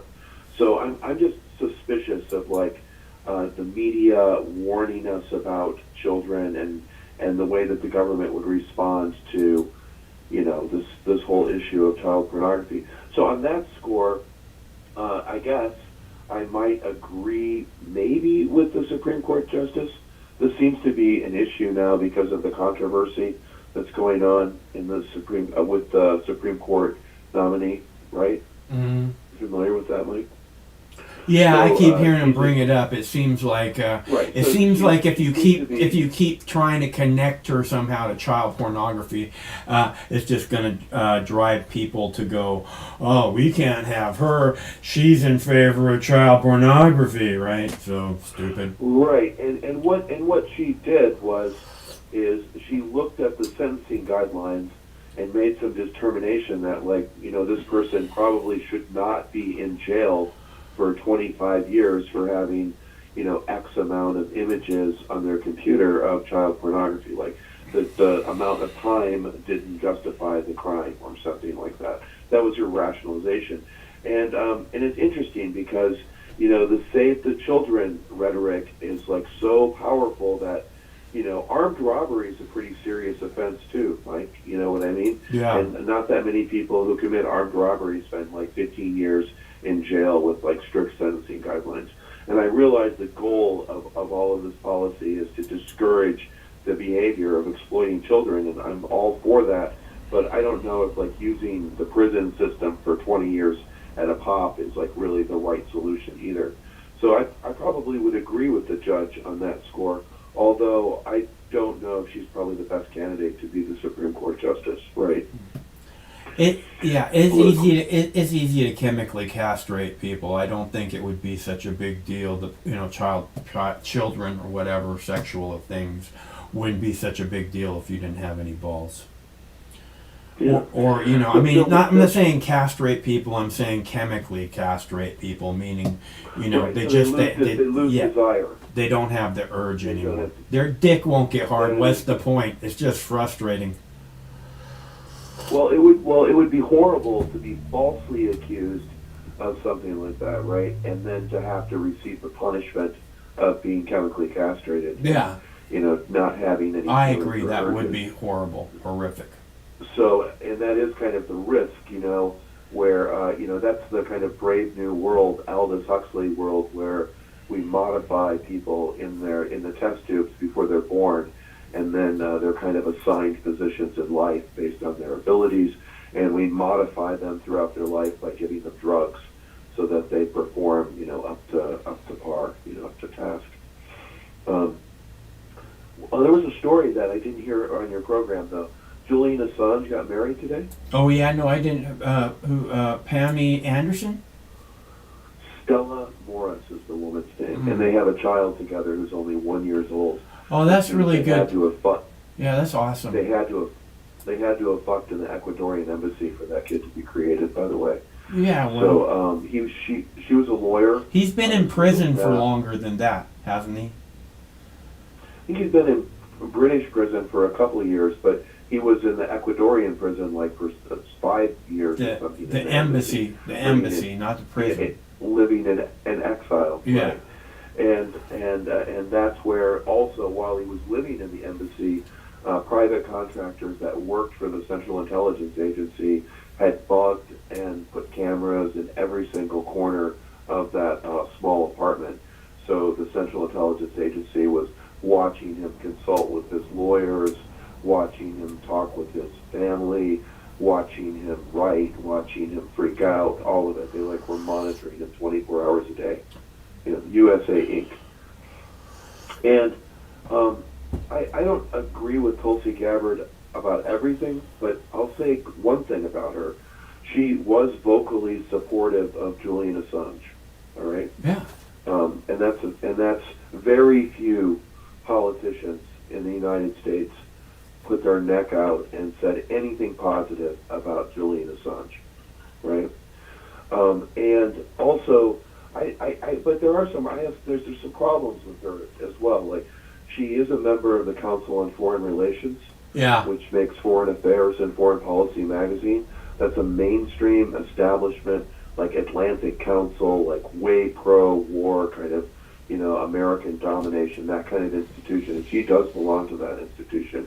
Also, Tulsi Gabbard was the vice chair of the Democratic National Committee, and that is a coveted spot, right, in the Democratic Party. I don't know how many competitive politicians there are in the U.S. that are Democrats, but there's a fucking lot of them. So she got that position because she was young, because she also was from liberal, from the left side of the party, and they gave her this position to encourage other young people to kind of follow in her path. So she had some status in the Democrat Party. She wasn't just some nobody from nowhere. She was the vice chair of the Democratic Party. All right? And then she ran for president, and she was one of those 8 or 9 people on that stage. And because she didn't break with her convictions, which is good, she was critical of Joe Biden. She was critical of Kamala Harris. She was critical of Hillary Clinton. She wasn't afraid to express her mind. All of that. Those aren't mistakes that a person makes. Those are qualities that a person has in their character. I agree. Right? Those are things that you admire. Now, also, Tulsi Gabbard made a conscious decision to not be a career politician, if I'm not mistaken. So one of the reasons why she isn't in the Congress anymore, and she isn't pursuing this path, is because she recognizes how thoroughly fucking corrupt the system is, and she did her time as a politician. Right. It's that simple. Once you try it, and you fail, you don't have to become Nancy Pelosi and spend the next 30 fucking years in Congress just taking money from rich people for whatever programs they want. Right. You just get, if you do that, you just get dirtier and dirtier. As I always say, if you when it comes to the Congress, if you lay down with dogs, you get flies. It's true.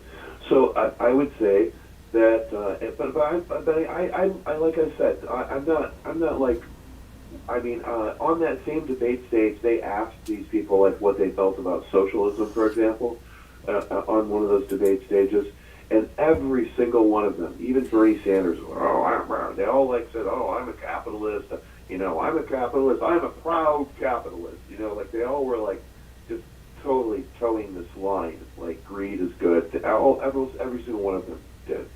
So I have my questions with her, but I think she would be a good third-party candidate, on an anti-war libertarian platform or something like that.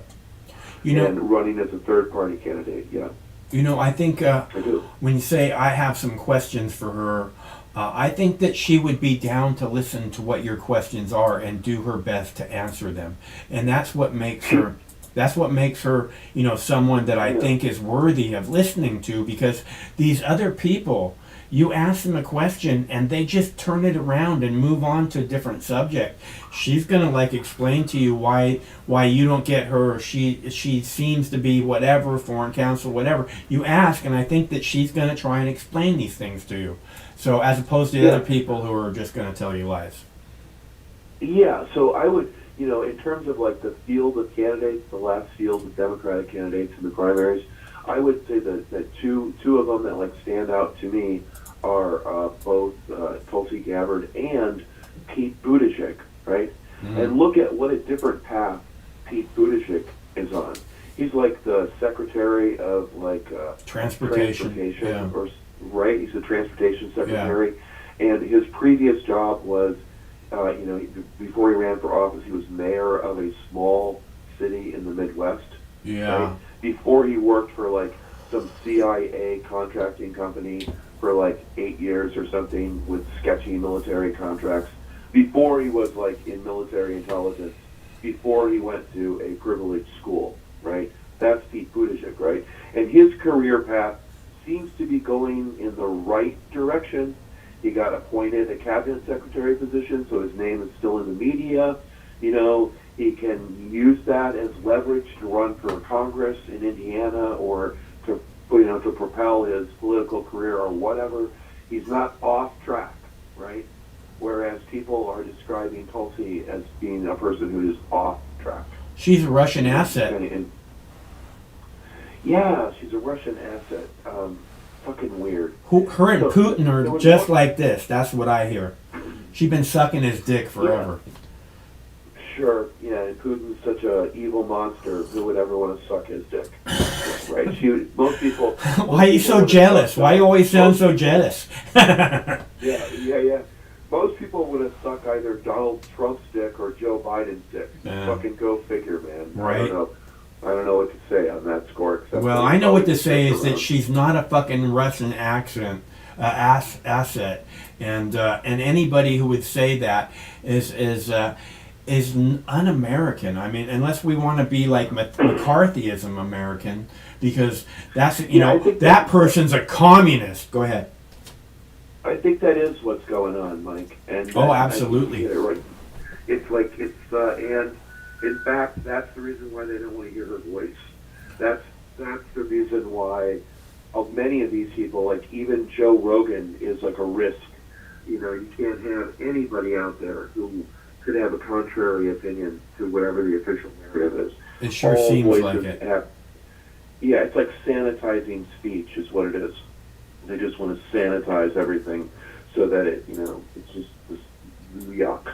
Just like how they kicked the most watched news channel on YouTube off the air, or they banned it on YouTube in your country. I don't know which country you're in, but in this country, your country, Russia Today has been banned because this is a McCarthyism state. Okay, meaning if you're not with us, you're either with us or you're with the enemy. That's how George Bush put it. Back in the day, it was communists. Look, you people that really love America need to start speaking out against America. Against the American government. If you really love this country, I don't give a fuck, Republican, Democrat. The American government is fucking evil, and we have to do something about it. And if you don't know that, you're not paying attention. Yeah, I'm pretty sure whatever's going to happen, Mike, is going to have to happen outside of the electoral process. Whatever change is going to happen, I don't believe in it at all it's going to happen through electoral politics at all. It's going to, and I think also it has to do with suffering. That's kind of a weird biblical kind of concept that people, like, when they suffer, they kind of have repentance and then they come around and they change their attitude. But nevertheless, if you look around America, there are many people who are large people. They're driving their cars a lot. They're poor, right? But they're consuming a lot. And that consumption is going to come to an end really quickly. It seems like it is, yeah. Dominance. And we're going to see much more suffering.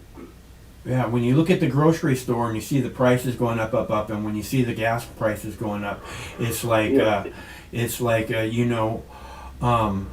we talk about those things, being consumers and such. Those days are quickly coming to an end if we don't get this bullshit under control. And by this bullshit, once again, I mean this fucked up government. Yeah, the fucked up government that, like, threatens every other country in the world with bombs, has 800 military bases around the world, has more people in prison than any other fucking country in the world, and heavily regulates people's personal thoughts by intervening in their lives in many different ways and using big technology. One of the articles I read today was talking about the origins of the internet and how it was through DARPA, through the Defense Research Project. And they were the ones who, were the architects for the internet, right? Right. And they had a military internet, and then they had a collegiate internet. And they gave the colleges the internet, like in 1973 or something, that they had developed. And then that allowed colleges to share internetworks between each other. And then it gradually evolved But as it evolved, the whole fucking time it evolved, companies like Facebook were connected with the CIA, and these other companies, Microsoft, all of these companies are connected to the military-industrial complex. They're the ones who built this wonderful thing called the Internet, which does allow us to express ourselves, but it also allows the government to create these incredible profiles of people so that they can see how a person thinks, where they get their information, what decisions they make based on having all of this information, and that only benefits the government. So anyone who believes that like the NSA doesn't monitor all shit on the internet is sadly mistaken, because they do, and that means that free thought doesn't exist. So you're probably not going to have a revolution in this country, because it's going to be utterly impossible for people to communicate amongst each other without having interference and everything just fucked up. I'm pretty sure that's going to be hard. What about like a general strike? General strike, that's a great idea too. And that's one that people have talked about for 25 years in this country. Often comes up as an option. But once again, it relies on people using technology to communicate with each other. And the government has this cool way of infiltrating organizations that promote ideas like the general strike. Yeah. And then, they just arrest everybody. Just like the same things that they accuse Russia of doing is exactly what they do in the United States. So they infiltrate groups like, for example, Earth First is a group like that, infiltrate their leadership, throw them in jail, and then the organization doesn't exist anymore.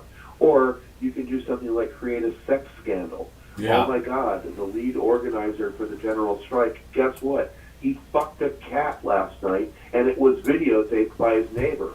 And they'll just show the video, whether it's real or not. Yeah, and that's how the person loses any, if not all, support. So even at that point, his friends can no longer support him or whatever. You know what I mean? But then on a lower level, Mike, most people never even get to that point of like having networks across the United States where they can organize mass amounts of people, because they're subverted much earlier in their career. Like they get tagged by the police like in their early 20s, or they get harassed by the state and local police like to such a degree that they're already monitored and in the system, and it prevents them from going any further with a political career. So in America, anyone who is a dissident in this country typically has been marked from an early age and has no chance of really participating in the system. So on a certain level, Brandon's right. You have to mask yourself until you have the right moment to strike. I mean, I understand that. But masking your own identity for a lifetime from yourself so that you don't reveal your true intentions, that's kind of fucked up, right? That's like a mind fuck, like a psychological mind fuck right there. And that means they win. I agree. If you can't express yourself, if you're too like worried about repercussions from you expressing yourself, I don't know how to put it, but it just feels like you're missing the opportunity to be who you are, live your life. I don't know how to put it, but it just seems like there's this important part where if you're so concerned, I've talked about this a lot with conforming. If you're worried about what things are going to think of you, if there's some kind of black room behind you and they're watching everything you do, then it makes it really hard for you to just be yourself and say the things that need to be said for you, for who you are. This is what I need to say, and I can't say it because I know that someone's listening, and I might be misconstrued and find myself up shit creek. Seems to be like happening across the spectrum in this culture, right? Like J.K. Rowling making statements about transgender people or something, just expressing herself like off the cuff, like what do I think about X, Y, Z, and then as a consequence of that, having her social media platforms censored or being told that she's a horrible person in the media for having this opinion and so on and so forth. So, I mean, it's obviously very common practice to try and not listen to what other people have to say and just listen to what the main narrative is continually pushing everyone to believe. So there was one other story I wanted to mention before I go. Okay, let me just say about pushing the main narrative. The reason that the main narrative can't be, deterred away from is because if there's a person out there who has something other to say than what the main narrative is, then that's a danger to all of the elites, to all of anybody who tries to say they have credibility because they have John Bolton sitting next to them. You're a threat to all of them. So again, that's the reason why your platform's given to you less and less, and you might have to go to CPAC to make a fucking speech or whatever. So anyways, go ahead, Chris. Right. And it also kind of it erases the boundaries between both sides. Like this anti-war thing is just baffling to me because I don't see very many voices in whatever mainstream media from the left denouncing this war at all. In fact, people like Tom Hartman from Radio America, those kind of people, they're just like cheerleaders for the Democratic Party. Whatever they fucking say, that's what they believe. And the very few anti-voices that were out there, some of them were like on RT, for example. Yeah, Tom Hartman had a show on RT. Yeah, I don't know what happened to that guy, but he just posted an article today about supporting the Democratic Party to create change in America is an important step or something. That's the name of the article. He's crazy. So this other story I saw today that I don't know if there's any video footage of it, but if there is video footage that you could find, I would love to see it. It was from the Daily Mail today, and the article says, microplastics found in human blood for the first time. All right? Mm-hmm. And I'm going to try to read just a section of this from the phone. I haven't tried this before because I'm somewhat retarded, but give me just a second. And this is what it says.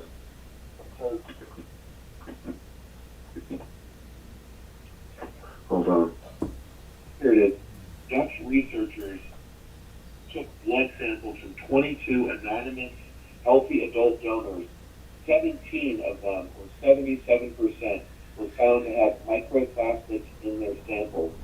Microplastics are tiny pieces of plastic less than 0.2 of an inch in diameter. Scientists are still trying to determine the effects of ingesting these tiny microplastic particles. So out of 22 people that they tested, 17 of them had microplastics, and these were randomly picked people in Holland. And the microplastics are being found in basically everything we eat: fish, beef, fowl. Right. So finding them in humans is not surprising, but as Chris is saying, this is the first study that has found them, which is actually surprising that this is the first study has found it, considering how much of it we already consume way before this study. Go ahead. And if you remember last year, I think I mentioned a story to you about Idaho, where at Craters of the Moon National Park or something, they took like a mile of square ground, and then they just looked at like the top layer to try and find it, and they found it. In this very remote place in Idaho, they found this thin layer of microplastics, which they believe maybe had blown even like from western Washington all the way over and landed on the ground, because it's just kind of in the atmosphere, because the stuff is so light. The wind just picks it up and it'll land everywhere on Earth. And like you said, frogs, birds, mammals, humans, it's in all of our organisms. And this article talks a little bit about how this could affect organ failure.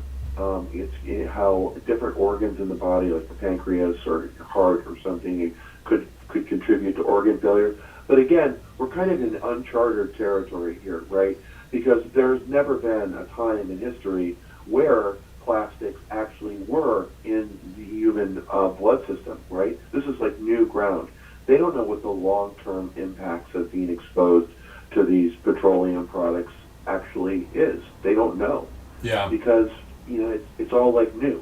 Right. But it's something that I thought your viewers or listeners would want to know about. And in this story, they also said the average person breathes in something like 7,000 particles of microplastics or something like that a day. So it's a huge part of our lifestyle in industrial, whatever first world lifestyle that we have, being exposed to these toxic chemicals. And like you say, I know that you like to diminish climate change or put it in the same perspective as pollution. It is. But I completely Pollution agree with you. Pollution is the problem. Pollution is the problem. Pollution. It's really easy for these big oil companies and these petrochemical companies to say, well, we're going to work on that reducing carbon for like 50 years and never do it, right? Right. And then the whole time they're spending their energy talking about this one aspect of like how the world is fucked up. Yeah. They ignore like Fukushima. They ignore microplastics all around us. They ignore environmental destruction, all around us. They ignore all of that and just focus on this one problem, which kind of becomes the only ecological question that there is. It's a distraction. It's a distraction. It's a distraction. And because the truth is, it all boils down to this. And we could ask anybody on the planet, and the question is, do humans pollute too much? Fukushima, microplastics, all this shit. There can be no other answer than yes, of course, humans pollute too much. So, and if we come to that conclusion, we can begin to solve all these issues, including climate change. So, it's just a distraction. Climate change is just a distraction from the real question, which is, do humans pollute too much? Don't forget. And we do. But remember Alex Jones got in trouble when he made that joke? I mean, he was serious because he's so fucking serious, or he was in the past, but about gay frogs. Mm-hmm. Or I remember gay frogs, being exposed to... Yeah, and in fact, like, I don't think he was wrong. Or, I mean, maybe not like, I don't know, gay frogs, that's kind of offensive, but I mean, the gender of frogs changing because they're being exposed to all of these chemicals in the water is actually real. Like, that actually is happening in places where water has been contaminated with all of these chemicals that people take. Like, all of these, 1 out of 5 people is eating prescription medicine, right? Yeah. And then they're peeing it out. Right. It all goes in the water. So it ends up in the water supply and affects animals, other living organisms besides me, myself, and I, Ja Rastafari, other fucking creatures in the universe. And by the way, COVID-19 is being found in wastewater, so y'all know. Right, and the vaccines, who knows what's going to happen with the vaccines? I mean, I read stories in the alternative press every day about side effects and negative effects, long-term effects from critics like the Children's Health Defense and, the RFK Jr. guy, and those types of organizations. They're still talking about, the harm of all the people taking these vaccines. Well, yeah, and we don't know what the long-term thing is. So, yeah, right. I agree. That's being covered up. Yeah, it's like medical experimentations on people. Like the same things that they criticized the Nazis for doing as being barbaric medical experiments. Well, maybe they were barbaric medical experiments. Undoubtedly they were. However, testing like an entire population with an experimental drug seems to be pretty much barbaric to me. All right.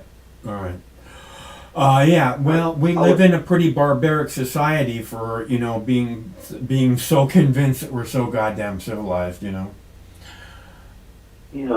Well, that's all I wanted to share with you tonight, Mike. And I hope you have a good program, or I'll try to listen to the rest of the program. Right on. Well, thanks for calling, Chris. Always good to hear from you.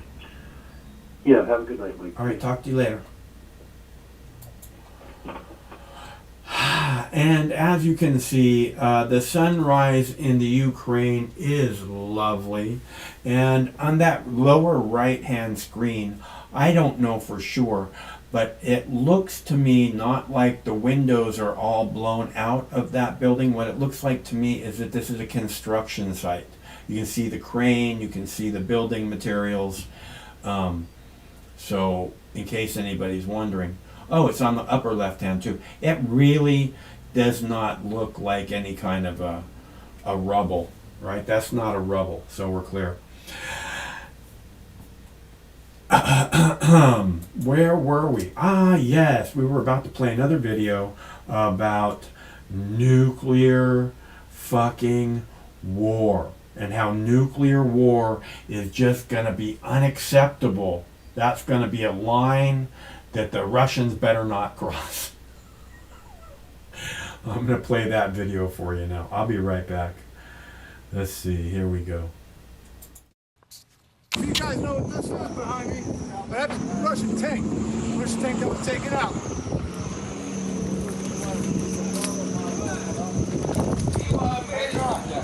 Welcome to America. Welcome to America.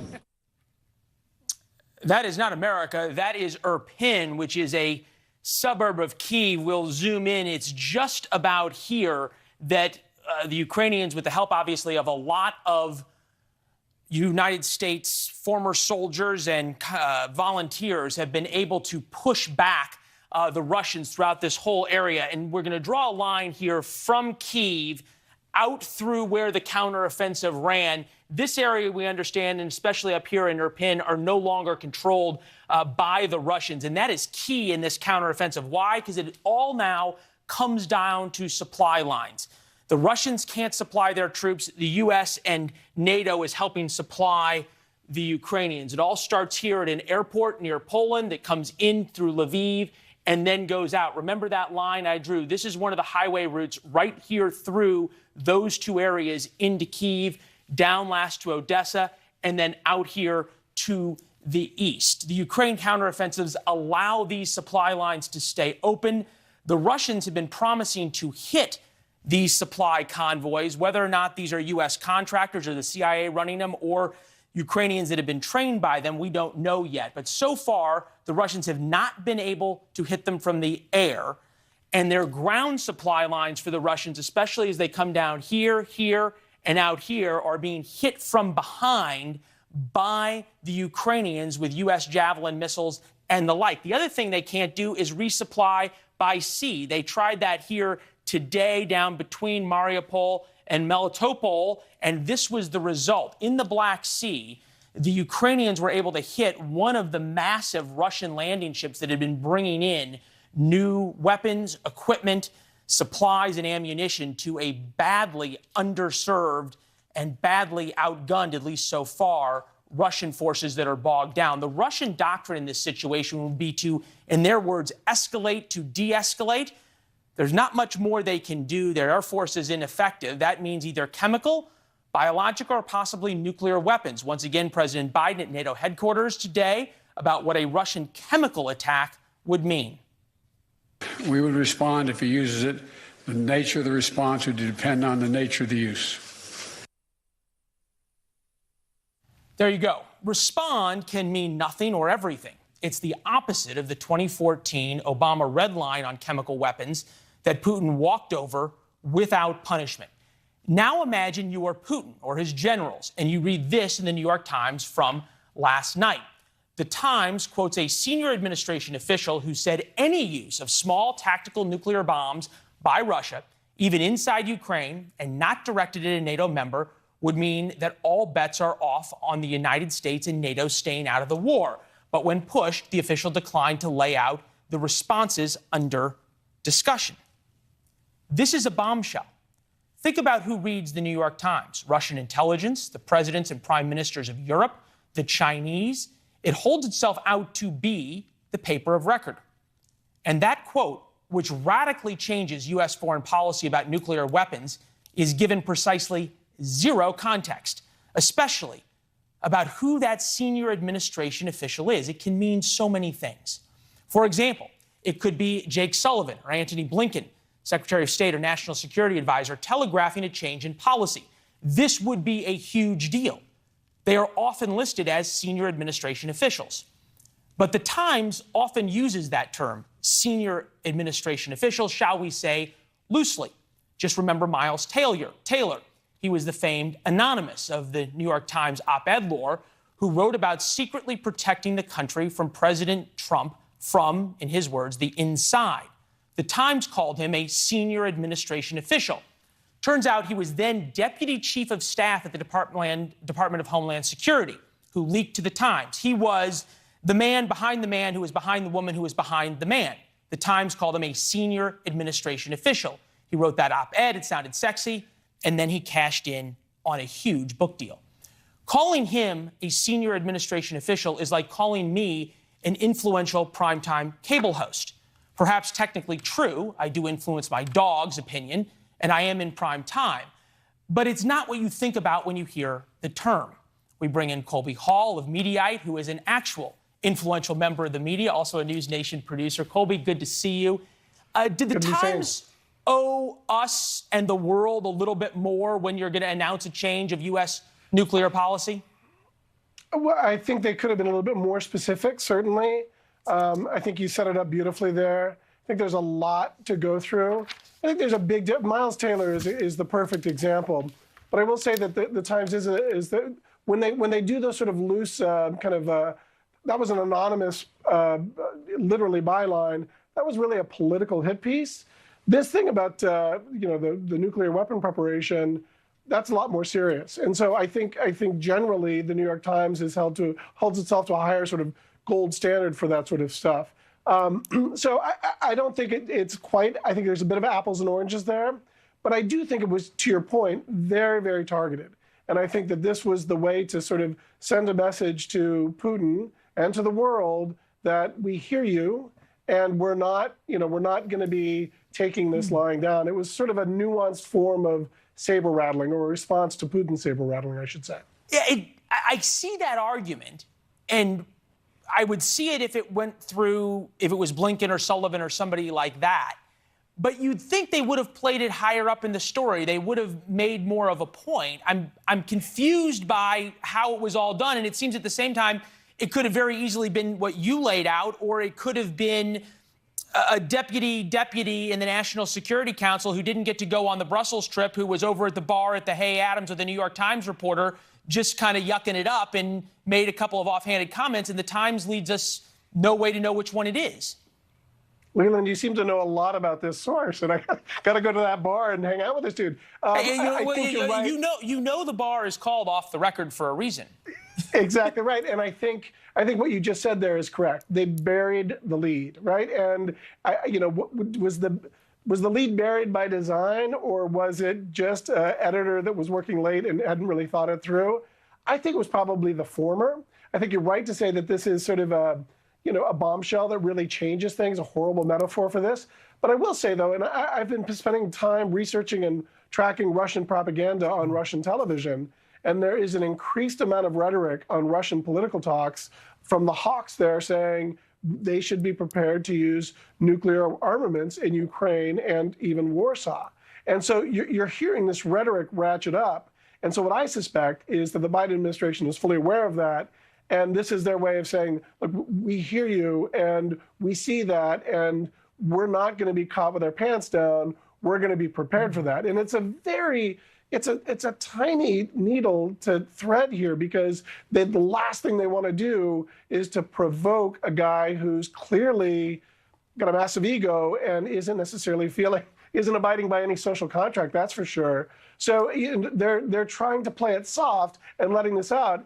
At the end of the day, I don't know, it feels a little weak. It feels a little, but here we are talking about it. It feels like if you're gonna do that, you have the Times write a whole piece about it, and you lay it out in that way on background or something like that. It's not just sort of slipped. Yeah, it's not slipped in halfway down the story. Hey, we got to run, but I really appreciate it, Colby. It's great to see you. As you point out, you guys over at Mediaite have done a phenomenal job of following the Russia propaganda and what they're saying. I appreciate that, Leland. Great work. Thank you very much. All right, thanks so much, man. Yeah, good to see you.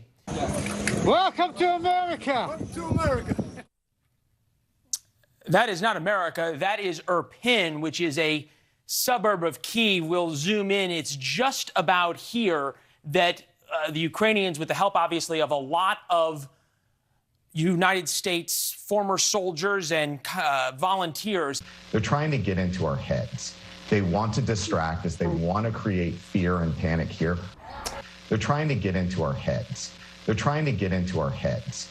They're trying to get into our heads. They're trying to get into our heads. They're trying to get into our heads. They're trying to get into our heads.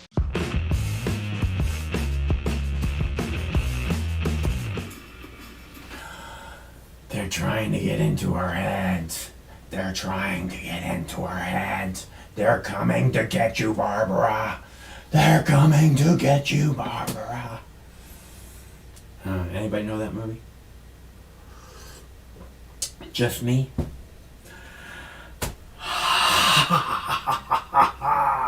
That was my last video clip. I have one more, but I'm not going to play it.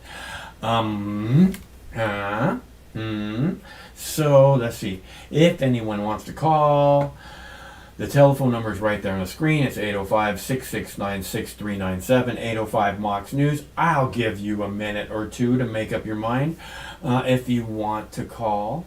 I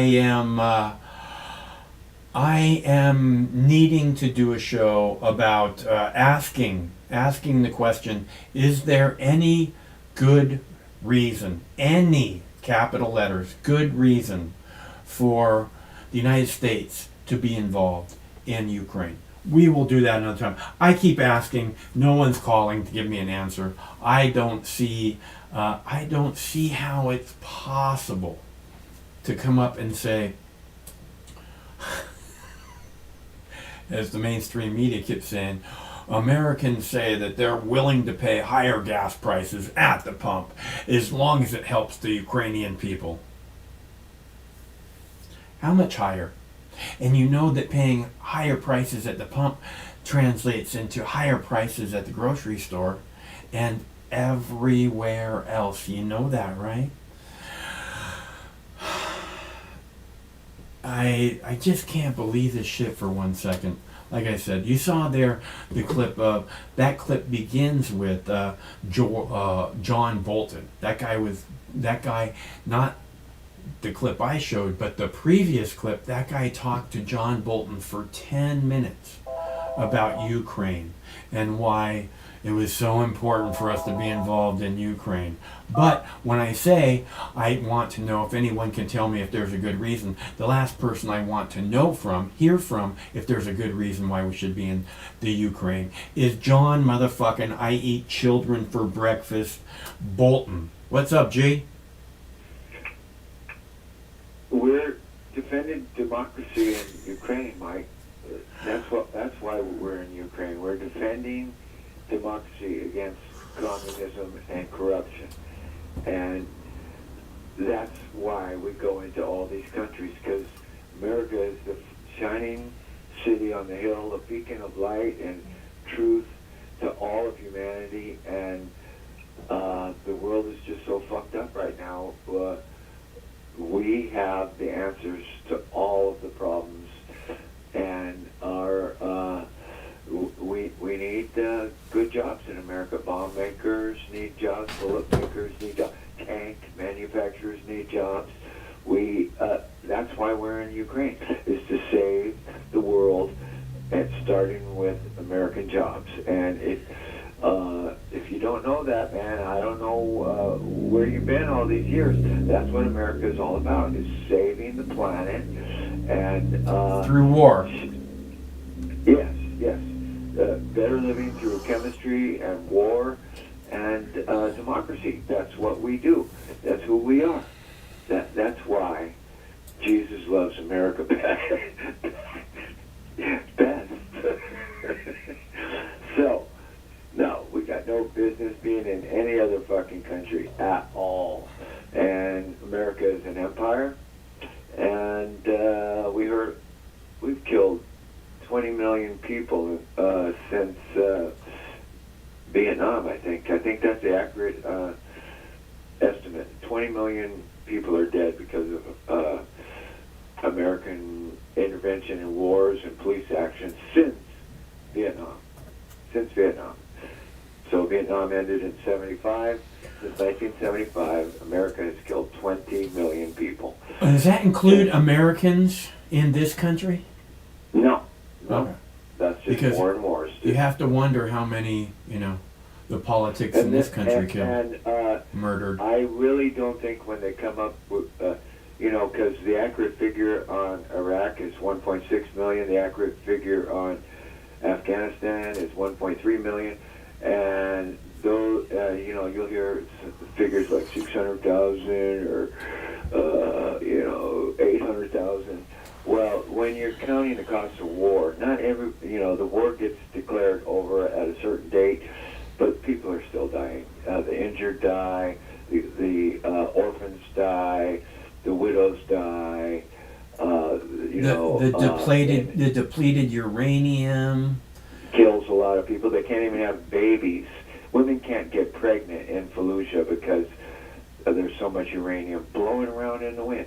Yeah. Dust in the wind. All we are is dust in the wind. So that's what America does. America has failed in its stated mission, where I think it was one of the founding fathers, maybe Thomas Jefferson, talked about foreign entanglements, wars of foreign entanglements, and now somebody somewhere along the way, people say the Illuminati, the Rothschilds, whoever, somebody along the way decided that American exceptionalism allows us to, do the thing that we condemn other people for doing. Not only that, we frame them for doing what we actually do. Like Assad, we've framed Assad. We're framing Putin right now. One of the best things I've seen as far as reporting goes in the last couple of days came out of a guy named Richard Medhurst. Now, he's a big Palestinian activist. He probably knows more about Palestine than I do. And he's got a good channel, and it's growing bigger and bigger. And he's the only guy I've seen so far that gave a translation, because he speaks Arabic. And Assad, after all these years of being the Ukraine of the Middle East, finally came out of hiding and went to a meeting with other Arabic leaders, right?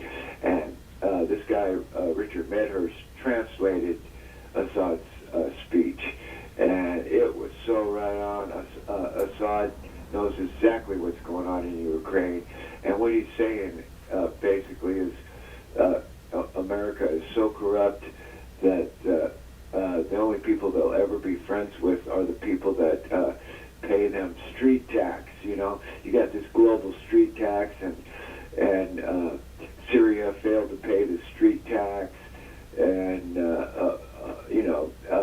they attacked Syria for 10 years, and they wiped out Libya. Ukraine.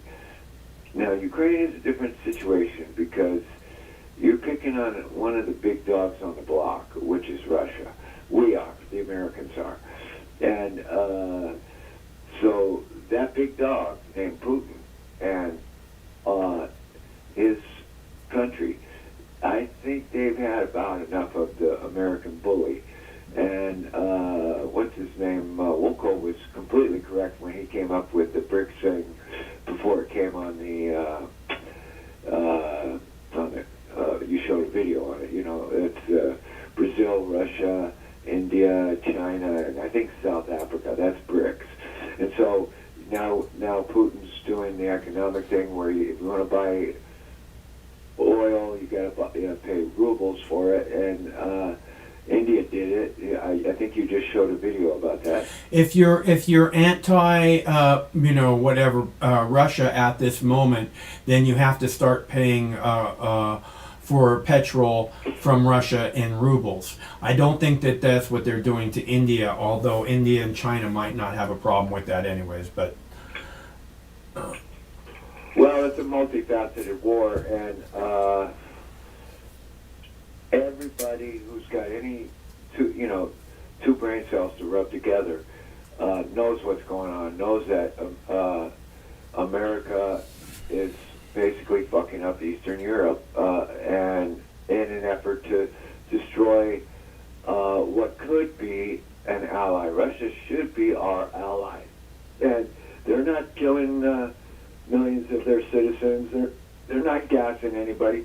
Russia's been saving the countries in the Middle East, specifically Iraq, Syria, and a little bit to Iran. Syria would be dead. I gotta go, you guys. Oh, hold on just a sec. Hey, Sam? Sam? Hello? Hey, can I call you back in a few minutes? Okay, thanks. I'll talk to you in a minute. I want the wrench, Mike. I want my wrench back, too. No, but, they would be dead in the water if it wasn't for Russia. Syria would be gone. Syria would be another Iraq. So, Russia's a good guy. America's a bad guy. Everybody knows it.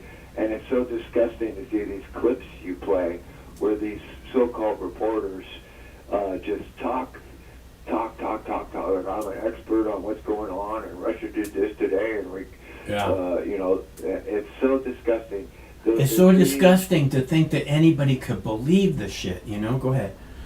They're treating this serious war like it's a football game, basically. Yeah. That's the most disgusting thing of all, is that Americans are so out of touch with reality. And the only thing more disgusting than that is that we have zero representation. We can't, you remember 2002 or 3 where the big protests against going to into Iraq were global, worldwide. Yeah. Why don't we have any more protests? Why don't we have any more Occupy Wall Streets? We don't have any representation, and the time is far gone for some type of radical street action to get some people's voices back into American government, because they don't give a fuck what we do. We could go out in the streets and they're still going to bomb this country. They're still going to Well, no, what we need to do is have a general strike, right? Everybody just has to stay home, and I think that they might be able to ignore us for a week or something, but then it would be this giant thing where, look what, and it might even spread around the world. But I think that's really our only chance. I don't see any kind of armed revolt or anything like that having a single chance. So. Yeah, I mean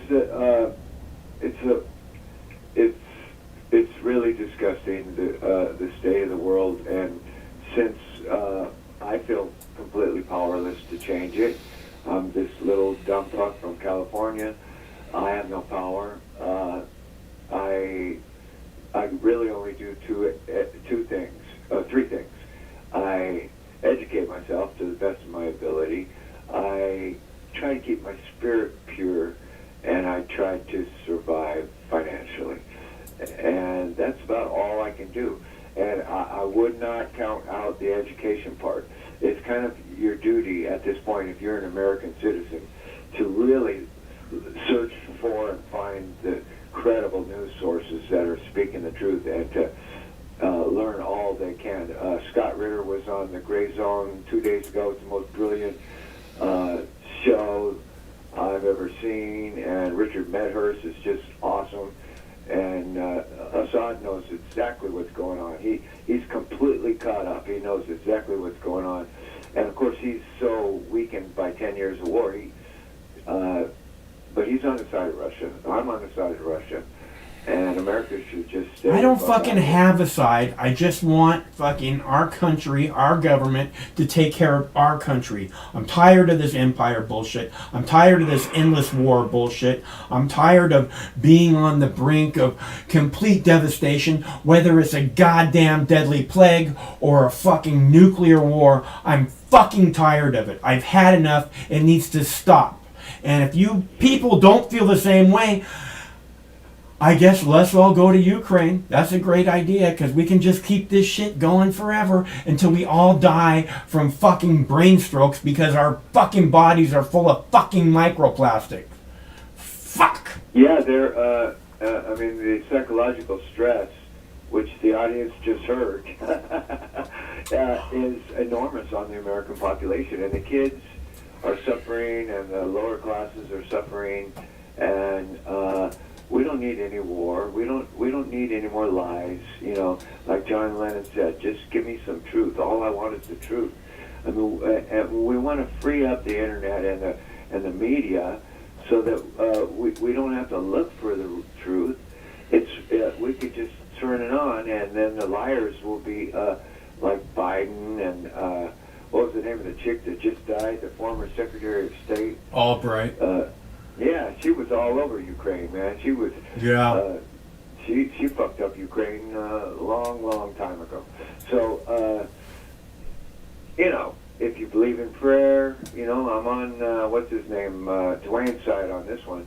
You know, if you believe in prayer, pray. You know, but keep your vibe high and stay calm. And we got a bunch of dumb fucks running the planet, and they got fingers on nuclear missiles, and Biden is the worst of the worst. I mean, and you notice nobody's talking about Hunter's laptop, right? And all the information. Nobody's talking about fucking anything, dude. They're just fucking talking about this propaganda. We have to go to war. We're all gonna die. That's all they talk about. We're all gonna die. We could die in nuclear devastation tomorrow. The plague is here. We're all gonna fucking die. It just fucking hasn't stopped since Joe Biden came into the limelight. Has it? Yeah, he's an asshole. He's a complete corrupt asshole, and he runs a fucking crime family. And I tell my friends this all the time, my dumb friends. I try to straighten them out. And they're like, oh, no, Joe Biden, he's a great guy, you know, it was Donald Trump that's the problem, blah, blah, blah. I don't even talk to people about this shit very often, because there's so many brainwashed Americans. It's like, God, I just want to connect with people who are on my wavelength, and they actually know what they're talking about, you know. So it's you know, just keep your own personal vibration calm, and we'll get through this. Like a friend of mine always says, we'll get through this. You know, it's a two-headed snake. It always shits the same fucking turd, you know. And Joe Biden is just one head of the American snake. Fuck them all. That's what I say. Fuck them all. Fuck Joe Biden. Fuck Nancy Pelosi, and fuck that bitch that just died too. The alopecia. Kill them all. Let God sort it out. The alopecia victim. She was losing all her hair and yelling at Croatians and stuff.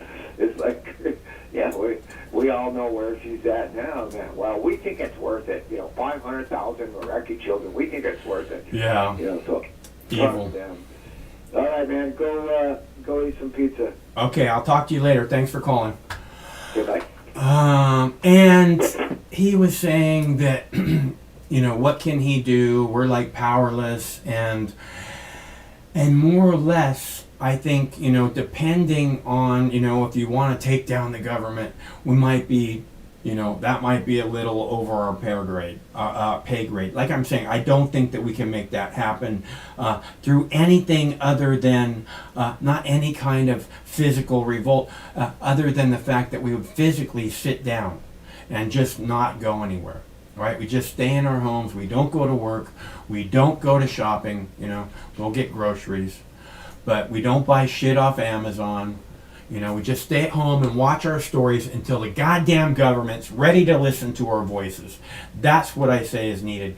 And when I say that you know, we're powerless, Mike was saying, you know, what can I do? I can just inform myself and that's like it. Well, I think that we can do more. I think that you don't ever want to limit yourself to being powerless against this or that. What you want is to know that that even if it seems like we can't overcome this evil force right now, that we can keep the spirit alive that believes that one day we will be able to overcome this voice. And I think that's incredibly important, even more so than educating yourself. Just recognize the evil and know, that you need to point it out to other people. You need to share. And I know how hard it is right now. The government has us so divided over COVID and all that bullshit, it appears very easy for them to do. Have us so divided that if you can't see them spending your children's future in the Ukraine, in Iraq, in places around the world. Again, they want to pretend like we left Afghanistan. There's at least 16,000 U.S. contractors in Afghanistan. It might be 60,000. And I'll tell you something about the U.S. contractors there.